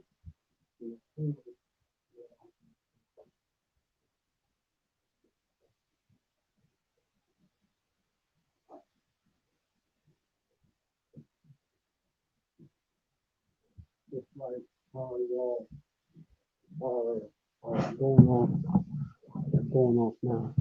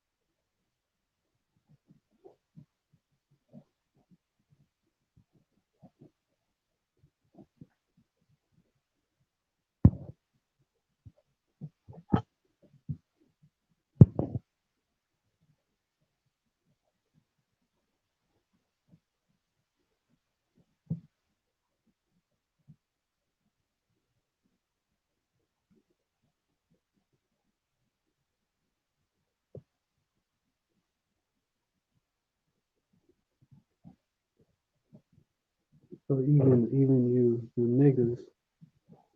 niggas, y'all was doing that shit, following the customs even back then. In China, you know, it was a of course the Moabites using that shit. You know, Taoists mix cannabis with other ingredients in place and incense other than the other smoke on. Hey, it was a heathen practice, man. Even the names cannabis um, they say come from kunabu or kunubu, which could signify a way to produce smoke and not smoke.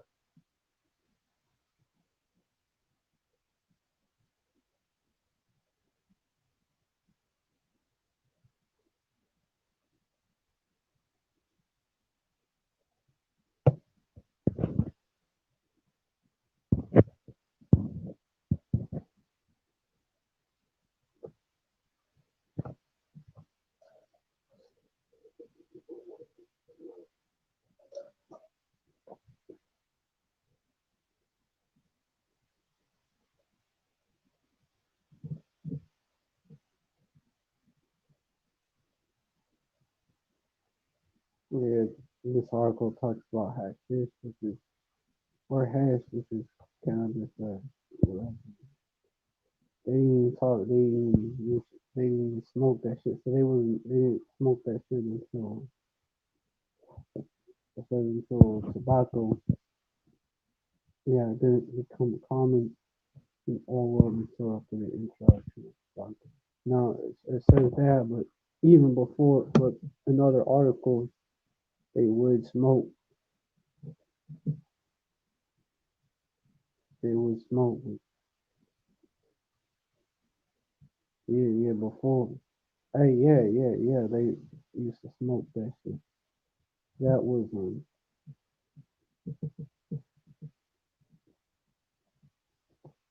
that was that's been a custom behavior. Okay, let me continue with the article. Cannabis is thought to have been introduced to Africa by early Arab Ishmael or Indian Eastern Indian Elamite Hindu travelers who which Bantu settlers, which that refers to our people. The Bantu, you know, Bantu, a lot of them are Jakes, and they migrated from the north from what the land of Israel. The Bantu settlers subsequently introduced to southern Africa when they migrated southward. Hey, that was our people, man. Our people that had brought with them the customs of the heathen. You know, because our people had adopted those customs of the heathen, of the Edomites and the Assyrians and the Moabites. Smoking pipes discovered in Ethiopia and carbon dated to around. Our people are practicing those ways, those same heathen ways to this day. Smoking pipes uncovered in Ethiopia and carbon dated to around 1320 are found to have traces of cannabis was already popular use by shit in South Africa by the indigenous poison, you know, Canaanite and Bantu people, which, like I said, so there's a lot of Jakes among them. I'm not saying all of them because you have Hamites as well, but there's a lot of Jakes among them. Like the indigenous, well, among the Bantu people prior to the European early Edomite settlement in the Cape in 1652. They say settlement really Edomite Cleveland of the Cape.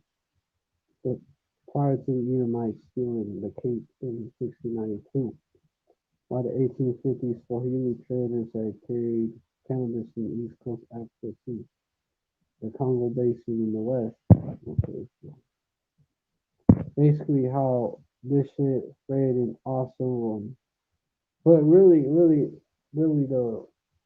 it's the smoking that's going on. And that's actually being pushed worldwide, you know, by Esau. And smoking tobacco was pushed worldwide by Esau.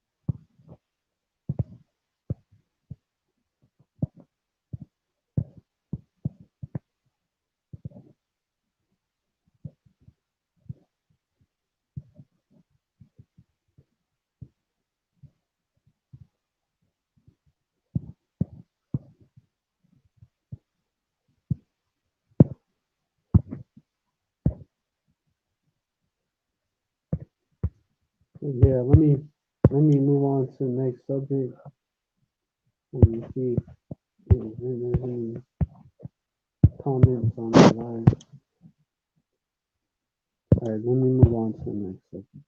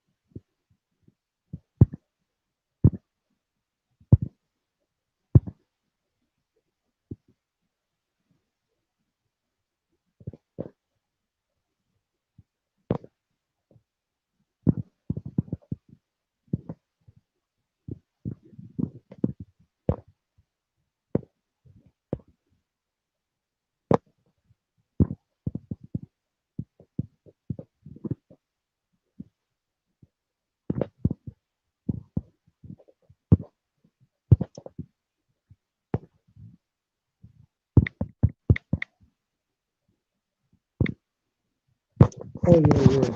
Oh, this blockbuster snowstorm. So my brothers have already gone over, but since it's in the news, and it's a record-breaking snowstorm. Colorado activates National Guard as blockbuster blizzard expected to burn state with snow. Major winter storms impact Wyoming, Nebraska, and South Dakota as well. Colorado's governor is advancing the state's National Guard Friday for assistance in search and rescue missions of a major winter storm that some forecasters are describing as a potential quote-unquote blockbuster blizzard with such a bent feet of snow across the region. The incoming blast of wintry weather is expected to last through Sunday and leave up to 48 inches of snow in parts of Colorado, indicating including up to 30 near border with Fort Collins and 24 in Denver. The National Weather Service said winter warnings and watches are also in effect for portions of Nebraska, South Dakota, and Wyoming, which could see up to 34 inches of snow and wind gusts as high as 50 miles per hour in areas around Cheyenne. Any advice you don't want to be one of those people that might have to be searched out and arrested. Colorado Governor Jared Polis said Thursday night, adding that around 50 members of the National Guard with special vehicles will be on standby. And so they're activating the National Guard down there. I encourage you to be at a safe location for shortly after sunrise Saturday through Sunday afternoon. If it's snowing in your area, so conditions become safe. Photos are emerging of grocery stores in Denver being cleaned out by residents who are preparing to hunker down. So also same shit that happened in Texas before that snowstorm. Yeah, the refrigerated case of packages of chicken is almost empty as a shopper passes by late Thursday in a grocery store in South Denver. Groceries have been overrun by shoppers as they prepare to possibly be homebound for several days as a major storm pours in and out in the west. That's the area that's used to snow. They fucking clean out. It's a major storm. It's gonna bury blockbuster storm, right? It's gonna bury them. Groceries have been overrun by. Yeah. So, hey, this is gonna take. Hey, it's gonna take a toll on the food supply as well. That's available to us. It's gonna take a toll on it. It's gonna strain it. It's already strained because the supply will basically because yeah because the basically the food supply is already not that much because of the several several disasters that happened which actually destroyed a lot of crops like in storms that hit Iowa and destroyed all the crops or most of them, not all now, right? And then those storms that did that.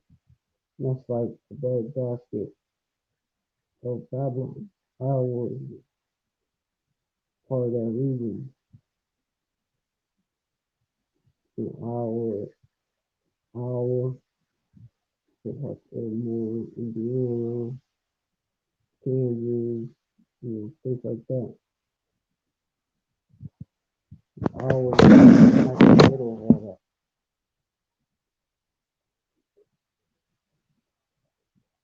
And then you had the locusts target different parts of the world that you target their crops, so famine for them, and plus the food supply from Babylon is strange. Yeah, you had locusts target areas from East Africa all the way to Russia and China, India.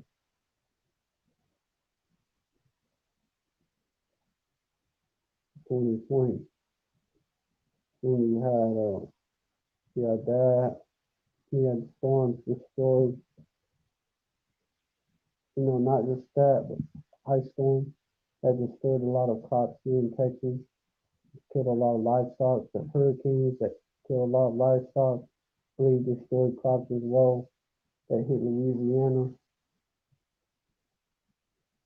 Just, I believe, also yeah. Also other parts of the South that got hit. I mean, like, so Louisiana got hit hard by the hurricane. So and then also in Cali, the wildfires that destroyed a lot of crops that burned through the valley. Cali, Oregon, Washington State, the main three states that got hit the hardest. And then as well as surrounding states that got hit by the wildfires.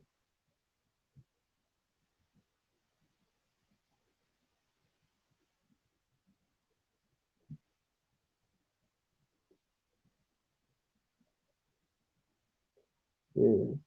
So this is just going to strain the food supply even more, causing bringing about famine.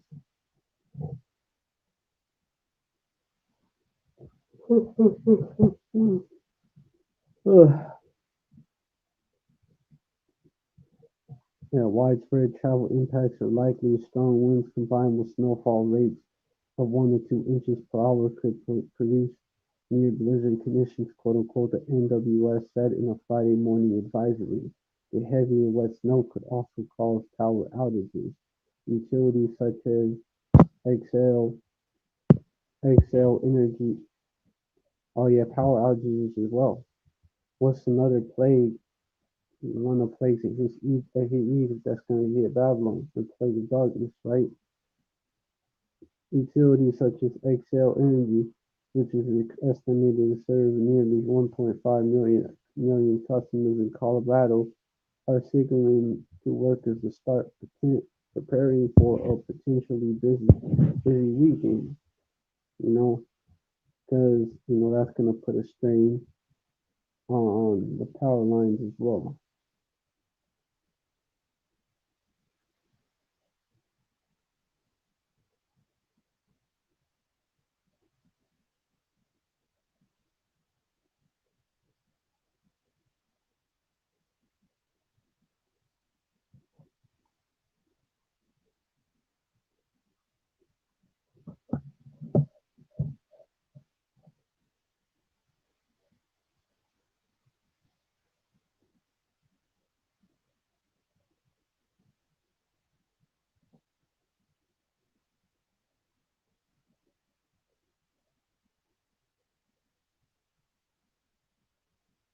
And they're showing that it could be up to 36, 36 inches of snow parts of Colorado, 3 feet.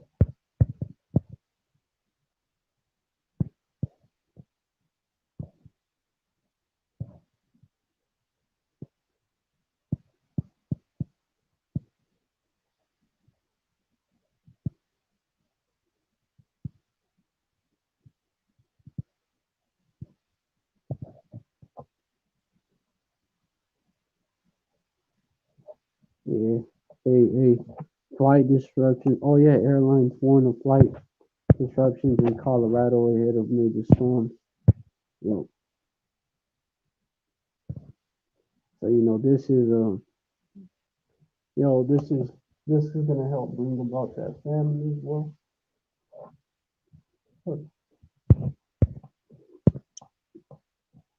Disruption of businesses and all that distribution and all that, all kinds of disruptions, man. Because the Most High Yahweh is hitting this place with jab after jab. Esau hits with that jab of the Most High Yahweh. It's also hitting this place with body shot after body shot. And the Most High Yahweh, he is visiting this place, and you niggas, which is a lot of Edomites and heathens in Colorado, but it's a lot of you know what? It's a lot of Northern Kingdom, not as much Southern Kingdom, but the Jakes there's a lot of Northern Kingdom Jakes there.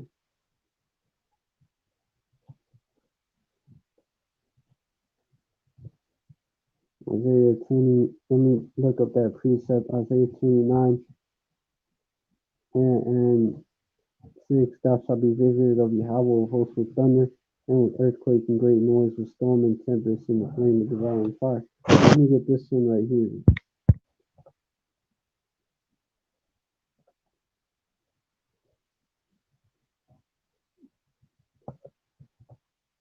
Of course, I always get this one out. Nahum,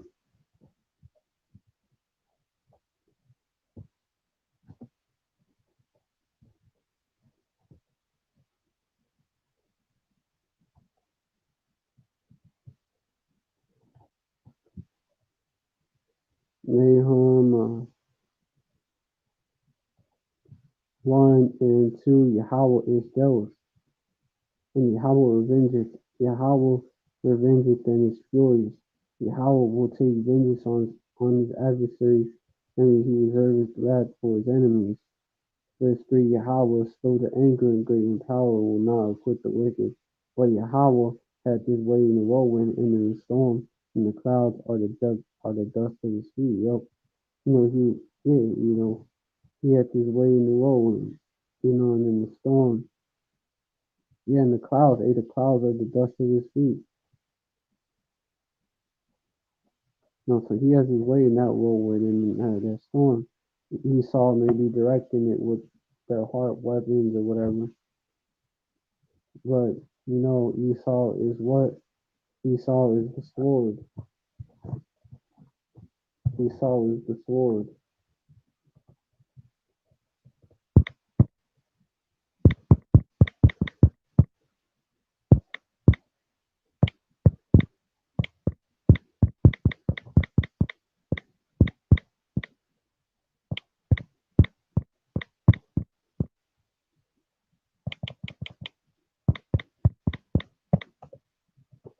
a precept that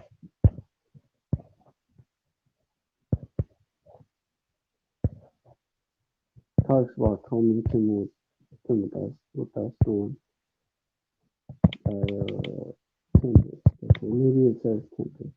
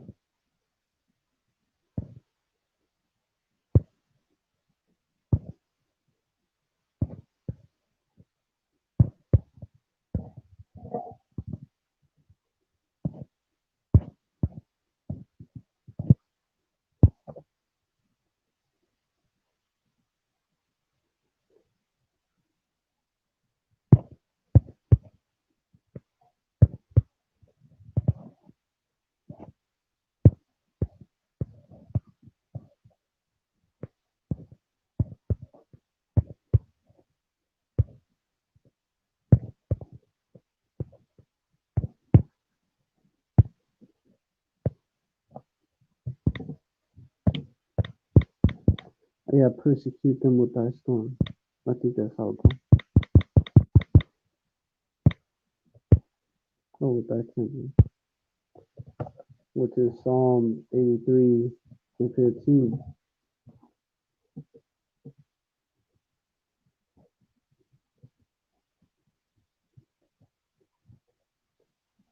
Psalm 83,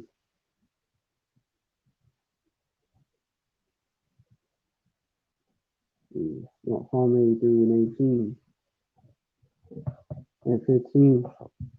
So persecute them with thy tempest, and make them afraid with thy storm. Verse 16, fill their faces with shame, that they may seek thy name on the battle. Verse 17, let them be confounded and troubled forever.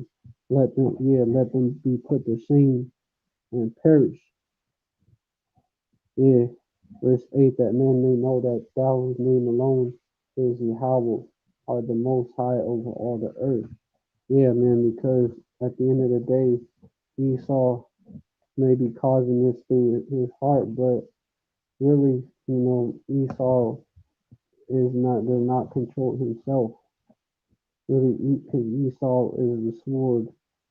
Esau is the wicked, the sword of Yahweh. That's Psalm 13 and 17, or 17 and 13 actually. Arise, O Yahweh, disappoint him, cast him down, deliver my soul from the wicked, which is thy sword. Verse 14, from men which are thy hand, O Yahweh, from men of the world, which have their portion in this life, whose belly thou fillest with thy hid treasure. They are full of children, leave the rest of their substance to the babes. Esau. That's Esau. That's obviously Esau. Filled with the fatness of the earth. Like it's perfect. Blessings he would do. The sword, he saw the sword because he took all of it through the sword. Raped, robbed, and murdered. He raped, robbed, and murdered his way to the top. And deceived his way to the top. Well, that's part of it as well.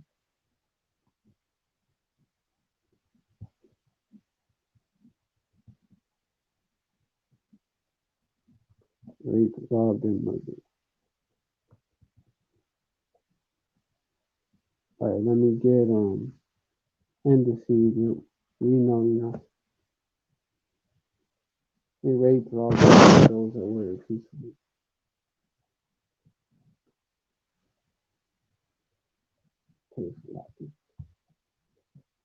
Alright, now let me get another precept. I believe that goes into this. So if not, I'll just move on to the next.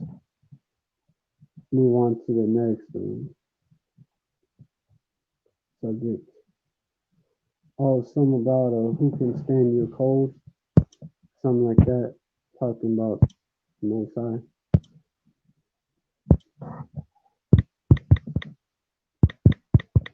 They can't withstand.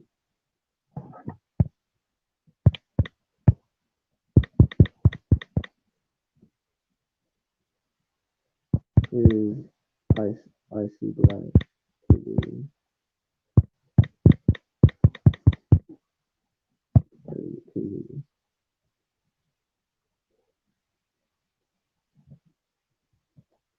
Psalm 147.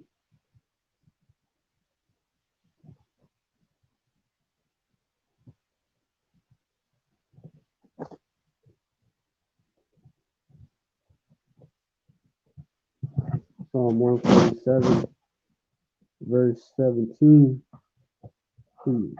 Verse 16. He gives snow like wool. He scattered the hoarfrost like ashes.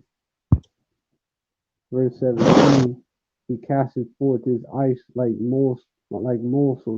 Who can stand before his cold? And in this spring, them all that snow is gonna result in what? It's already resulting in this in some areas. Verse 18, sendeth out his word and melteth them, and causes his wind to blow and the waters flow. So, which, will cause that flood, that that's gonna hit because the seasons that have like after winters that have a lot of snow, especially this close to the spring, it's highly likely that it's gonna be that the spring in the spring is gonna be a lot of storms, a lot of severe storms, a lot of tornadoes and shit, hail and shit. Heavy rain, which is gonna contribute to the flooding. And with that, also other plagues like mosquitoes. Which what did Bill Gates do back in August of 2020? Release some GMO mosquitoes, right? But we're gonna see what all that was about. Now we're gonna see why these devils actually did that. And they released them where?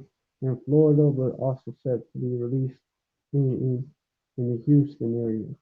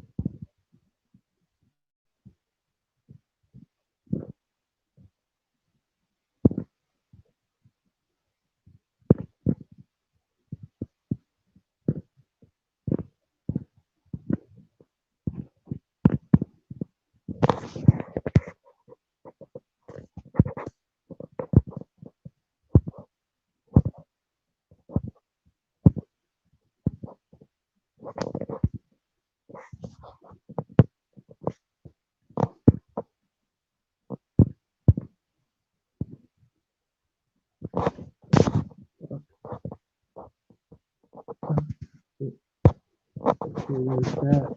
And I got something else. And I'll probably wrap up with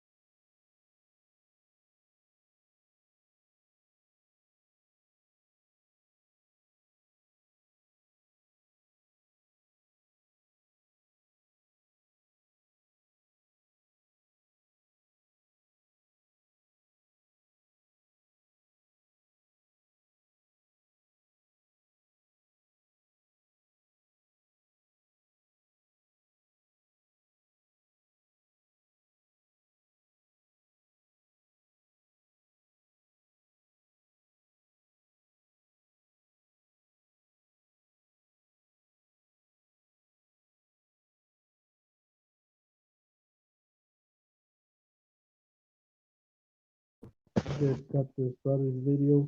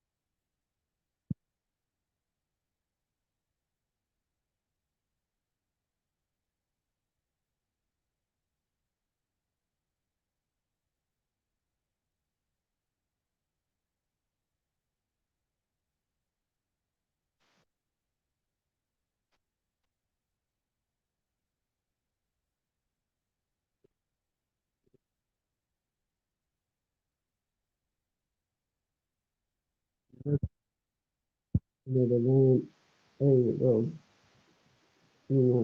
where the tribe of Ishkar located, the so-called Mexican, the tribe of Ishkar, and the UFOs are the traits of the Most High Yahweh, and it's heavy that a pyramid-shaped chariot would be over the skies of Mexico. Because you Mexicans, you so-called Mexicans and Ishkarites, y'all actually involved in building in pyramids, and your name does mean to you higher. You know, y'all was involved in this walls, y'all involved in building up this place, and y'all built them pyramids in that land.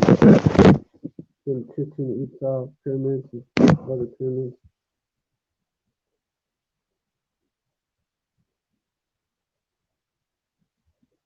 Like as well, these other nice buildings.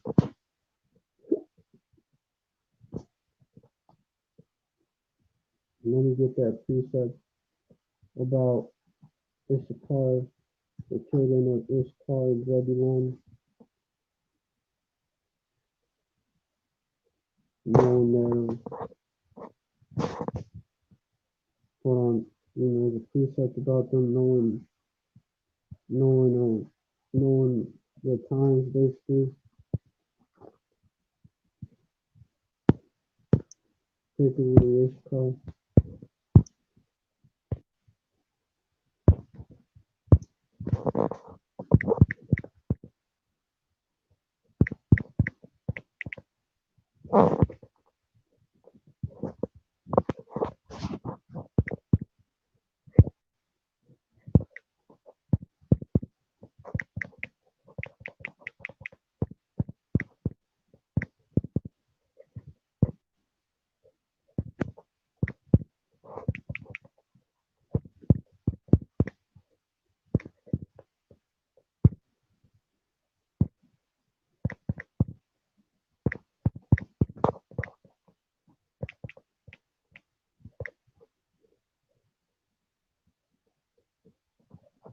1 Chronicles 12 and 32,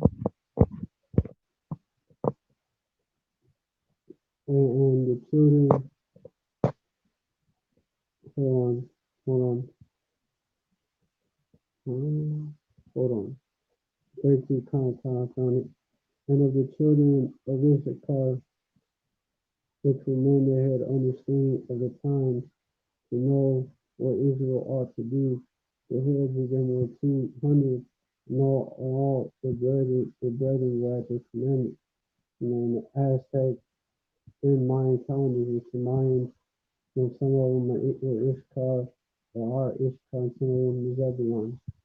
And the the Aztec and Mayan calendars are known as one of the most accurate calendars, most intricate and as accurate calendars that's out there. Esau can't even fully interpret it. That's why I think Esau misinterpreted the Mayan calendar, and it wasn't really supposed to end in December 21st, 2012. It didn't really say that.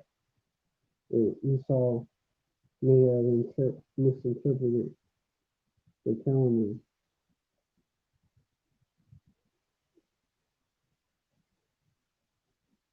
But yeah, you have them.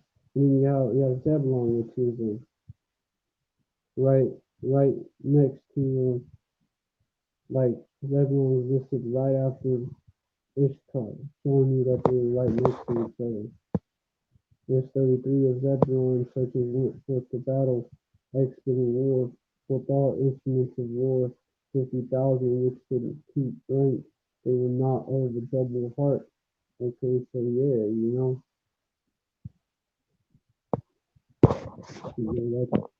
that's the modern day Central Americans being Southern Mexicans.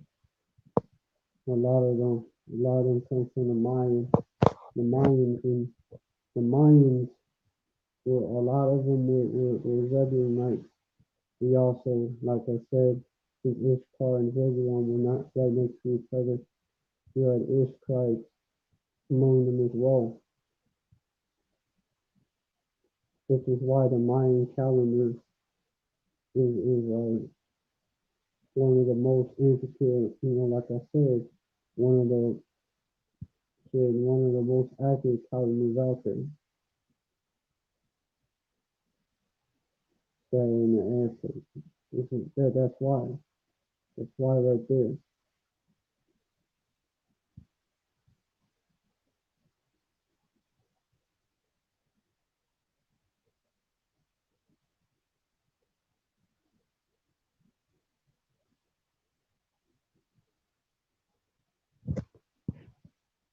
And they found them wearing them pyramids. When you have them pyramids mainly in Ishtar and Zebulon land, but you also have them in Asher land. You have them in Peru as well. The Incas, which they're the tribe of Asher. You have to understand this as well. The Aztec or the Aztec tribe that was ruling the Aztec. That was like basically like the chief house. Became a tribe among the Ishkarites. That's what it was. Like basically a royal family. Basically like noble family among the Ishkarites. Because you had other Ishkarite people. I mean, you had other Ishkarite tribes, right? That was throughout Mexico. And, same with Zebulon, the Mayans wasn't the only Zebulonite. Not all the Mayans were Zebulon. Those Zebulonites that were Mayans and shit, those were the noble families among Zebulon. And then the same for Asher, the Esau's being like the noble families among them, but Colombia, you Colombia was a part of that Inca Empire. I believe it. Colombia, Venezuela, Amazon, the Amazon natives, Brazil, all the way down through Brazil, natives of that area. Bolivia, Paraguay, Uruguay, all that whole area from Colombia, Uruguay, actually. That's predominantly made up of cattle. Actually, the Incas was like they were basically the nobility of them, the Ashra. They have families down there, and that movie Indiana Jones, they show you that there was pyramids that was hidden in the Amazon. And that pyramid, you know, that movie, Kingdom of the Crystal Skull, right? There, there was that pyramid that they found in the Amazon, and in the movie it showed that when all the crystal skulls was activated, when all the crystal skulls was on all the skeletons, right? That they came alive, which that represents, well, Yahushua and the 12 tribes, right? Represents Yahushua and the 12 tribes, really Yasharala, because we're known as that dry bones in that valley. But when that 13 that 13th crystal skull, right? The 13th crystal skull was placed upon that skeleton that I believe is like he was like yeah, basically at the head of all the rest of them. The way his stone was set up and the way he was at, and whenever that skull was placed on his head, he came alive, and then he gave that Edomite, the Rush Edomite, all that knowledge, for what happened. They gave so much knowledge he couldn't handle it and died. And then the Russian Edomite wanted to wanted to seize control of that, because the Soviets, was also trying to rule the world too, in that movie, right? They wanted to see control of the, all those Edomites got fucked up, and that pyramid actually turned into a UFO and flew off. And UFOs are the traits of the Bible, and that area in the so-called Latin America actually sees a lot of so-called UFOs, especially heading further south in the astronaut. You can see a lot of them in UFOs. Brother actually posted that scripture. I'm just keep playing the video. Oh wait, man, yeah, the brother actually posted. Let me just get the scripture that the brother posted. Zechariah, Zechariah, yeah, verse in Zechariah chapter 5, I believe, in there. And that's only one verse referring to the so-called UFOs. There's many others. Zechariah 5, or yeah, 5, yep, verse 1. And I looked and lifted up mine eyes, and I turned and lifted up mine eyes, and behold, a flying roll. Verse 2, and he said unto me, what seest thou? And I answered, I see a flying roll. The length thereof is 20 cubits, and the breadth thereof 10 cubits. Verse 3, and then he said unto me, this is the curse that goes forth over the face of the whole earth. For everyone that steals shall be cut off as on this side, according to it, and everyone that swears shall be cut off as on this side, according to it. And hey, those UFOs, man, they look like flying rolls. A lot of them. They have different shapes, but a lot of them look like flying rolls. This one was shaped like a pyramid. Verse 4, I will bring it forth, state Yahweh of hosts. You know, there's these scriptures, they have manifold meanings. They have more than one meaning, but this is one of them. Verse 4, I will bring it forth, state Yahweh of hosts,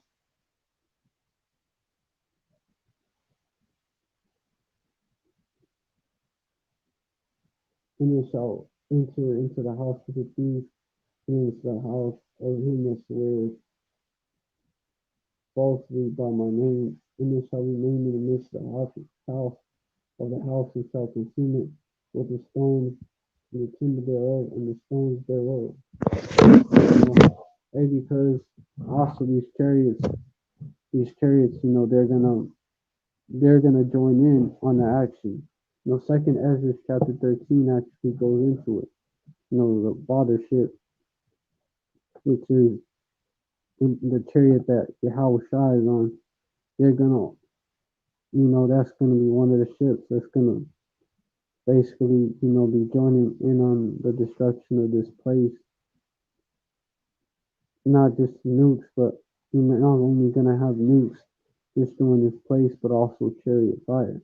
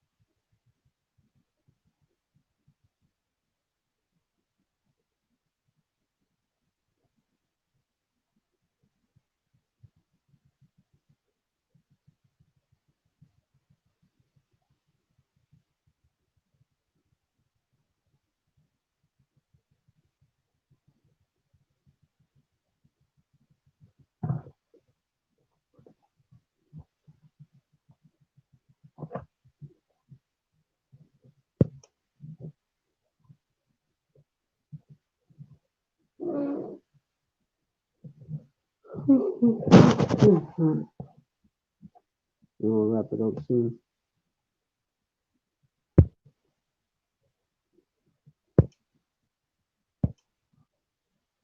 You get second Ezra's. Well, I'm gonna just, that this, yeah, these so-called chariots are mentioned, or these so-called UFOs, actual chariots are mentioned in many places of the Bible. Well,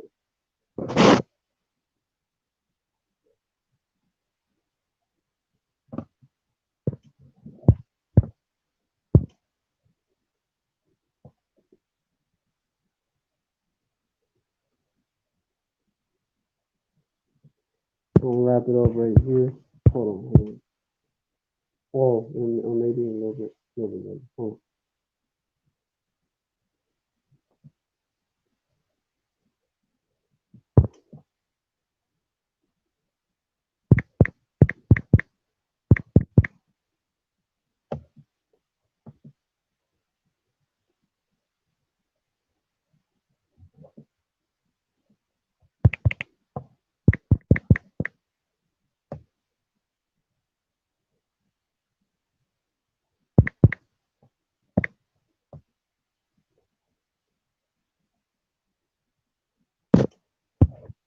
Wrap it up right here.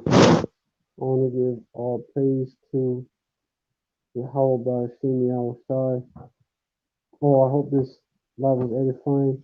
I want to give this I want to give praise to Yahweh by Shemi Al-Shai.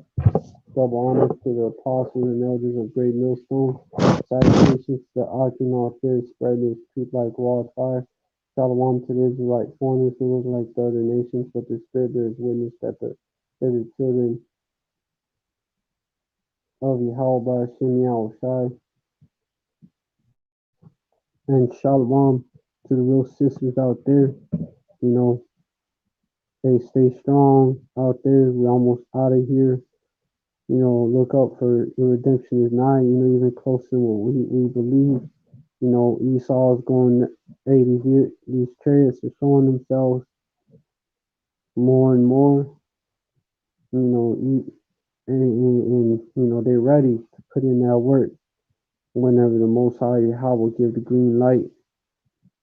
You know, Yahweh Shai and the angels in them chariots.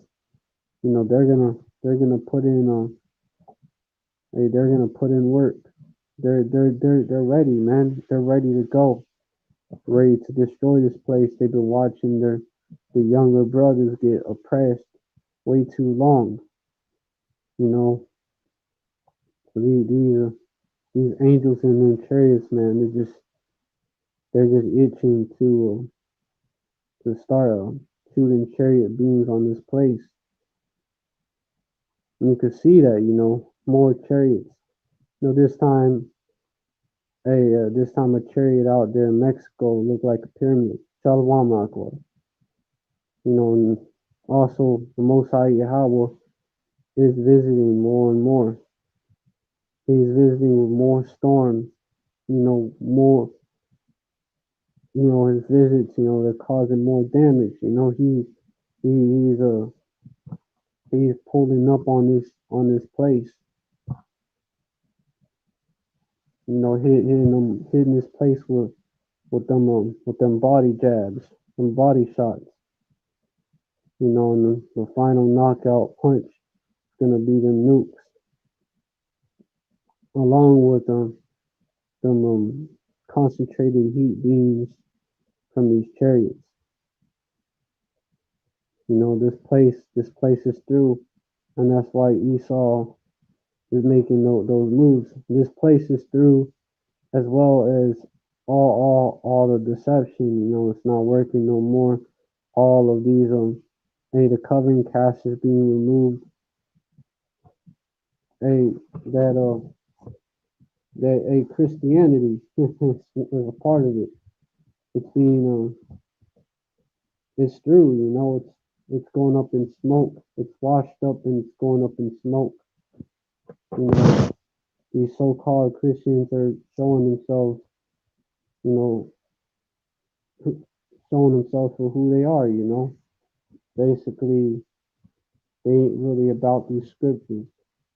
You know, you had a so-called Christian rapper by the name of Aha Gazelle that he came out and said, "Yeah, I smoke weed, and it's all right to do it." So hey, what's next? Evil men and a evil seducers shall wax worse and worse, deceiving and being deceived. You know, that's the so-called Christians waxing worse and worse.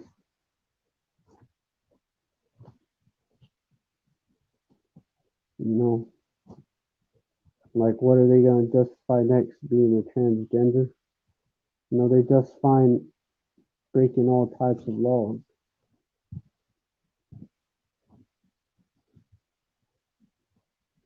I was looking for a precept on basically. Man, I forgot what precept I was gonna get.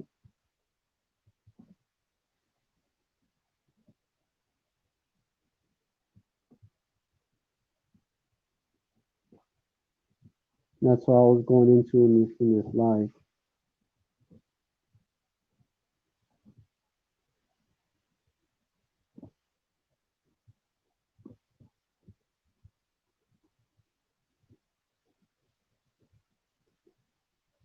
Which of course is nothing new under the sun.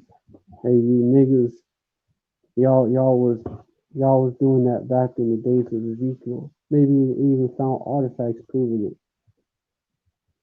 that you niggas was smoking weed and shit. And that's part of why our people got judged. in the house of the Most High Yahweh at that.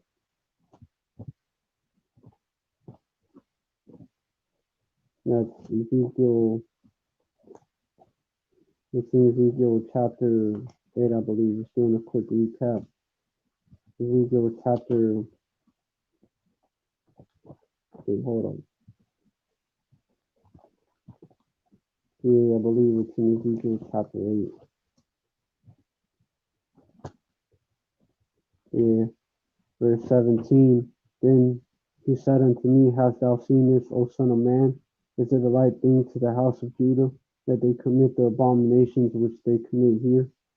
For they have filled the land with violence, and have returned to provoke me to anger. And lo, they put the branch to their nose, showing you what that is too.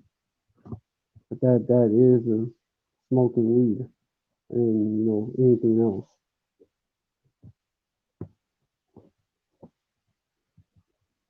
Hey, and just like back then, verse 18, therefore will I also deal in fury, mine eye shall not spare, neither will I have pity, and though they cry in mine ears with a loud voice, yet will I not hear them.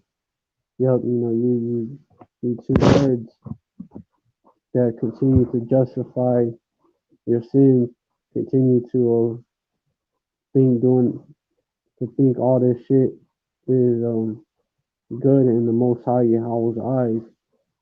Y'all gonna be sadly mistaken. Well, y'all are sadly mistaken, and y'all gonna find out. He's gonna, hey, the Most High Yahweh is gonna come down on you two-thirds.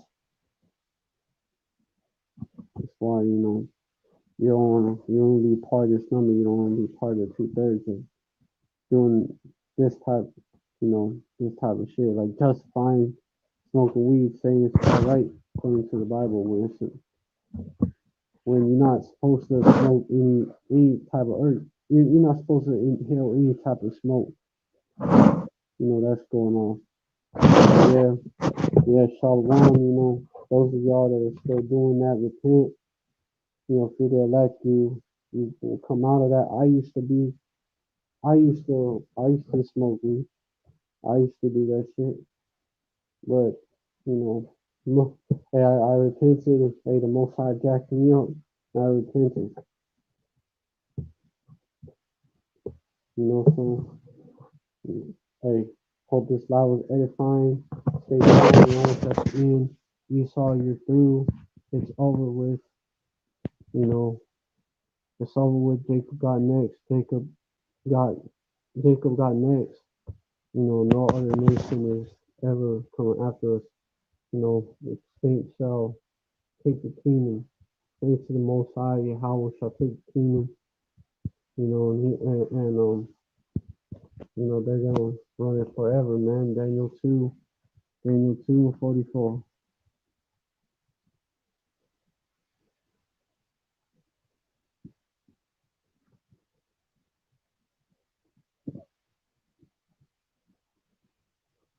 Daniel 2:44. And in the days of those kings shall the power of heaven set up a kingdom which shall never be destroyed, and the kingdom shall not be left to other people, but it shall break in pieces and consume all these kingdoms, and it shall stand forever. So you threw Esau. Verse 35, then was the iron, the clay, the brass, the silver, and the gold broken. Verse 34, thou sawest that a stone was cut out without hands, which smote image upon his feet, that was iron and clay, and break into pieces. That's this current rulership right here. Verse 35, then was the iron, the clay, the brass, the silver, and the gold, broken to pieces together, and become like the calf of the summer threshing floors, and the wind carried them away, that no place was found for them. And the stone that smote the image became a great mountain and filled the whole earth. And fill the whole earth, and it's going to last forever. That's the same to the Most High. We're saying to the Most High Yahweh, they are gonna, they, hey, Jacob got next, starting with this elect. Daniel 7:26, but the judgment The judgment shall sit, and they shall take away his dominion, to consume and to destroy it, and to end. Verse 27, in the kingdom and dominion. Oh, verse 25, and you shall speak great words against the Most High, and shall well at the saints of the Most High, and keep. Oh, verse 24, and the king points out his kingdom are 10 kings that shall arise, and another shall arise after them, and he shall be diverse from the first, and he shall subdue 3 kings, well, which we know that's Babylon, America. Verse 25, and he shall speak great words against the Most High, and shall wear out the saints of the Most High. You know, 3 kings, of course, that's Britain, UK, France, and Spain. You know, those wars. The American Revolutionary War, you know, wars, the War of 1812, really that one. Yeah. American Revolutionary War, War of 1812. Um, yeah. The French and they say French and Indian War, the so-called French and Indian War, and that war for Florida, you know, was also fought with the type of region down there, and the Spanish American War. You know, there's some different ways, you know, even how the Northern Kingdom countries, so-called Latino countries, so-called became independent from Mexico, only to be subject to Babylon. You know, they had that Monroe Doctrine. Basically basically the Western Hemisphere was basically under this labor, basically Babylon's sphere of influence. So you know, it's all there. It's all there. That that's America. That little horn is America, aka Babylon the Great. Verse 25, and he shall speak great words against the Most High, and shall wear out the saints of the Most High, and think to change times and laws. He has, and they shall be given into his hand until time and times and dividing of time. There's a certain amount of time that is allotted to this man. Certain, he has bounds that he cannot pass. Verse 26, but the judgment shall sit, and they shall take away his dominion, to consume and to destroy and to the end. You know, and that's what's happening. You know, your dominion, your devils, your dominion is about to be destroyed. You know, it's about to be consumed in that nuclear fire. Verse 27, in the kingdom and dominion and the greatness of the kingdom under the whole heaven shall be given to the people of the saints of the Most High, Jacob, whose kingdom is an everlasting kingdom, and all dominions shall serve and obey him. You know, everlasting dominion. So, hey, you know, stay strong, and you know, Esau he through. Hey, Jacob got next, and forever. Hey, Hey, it's a great reward coming to those who wait. You know that we have to keep taking into that kingdom, that everlasting kingdom, everlasting life. Because you know we in the valley of the shadow of death right now. This ain't no life. All right, so yeah, Shalom, stay strong. Yashua forever.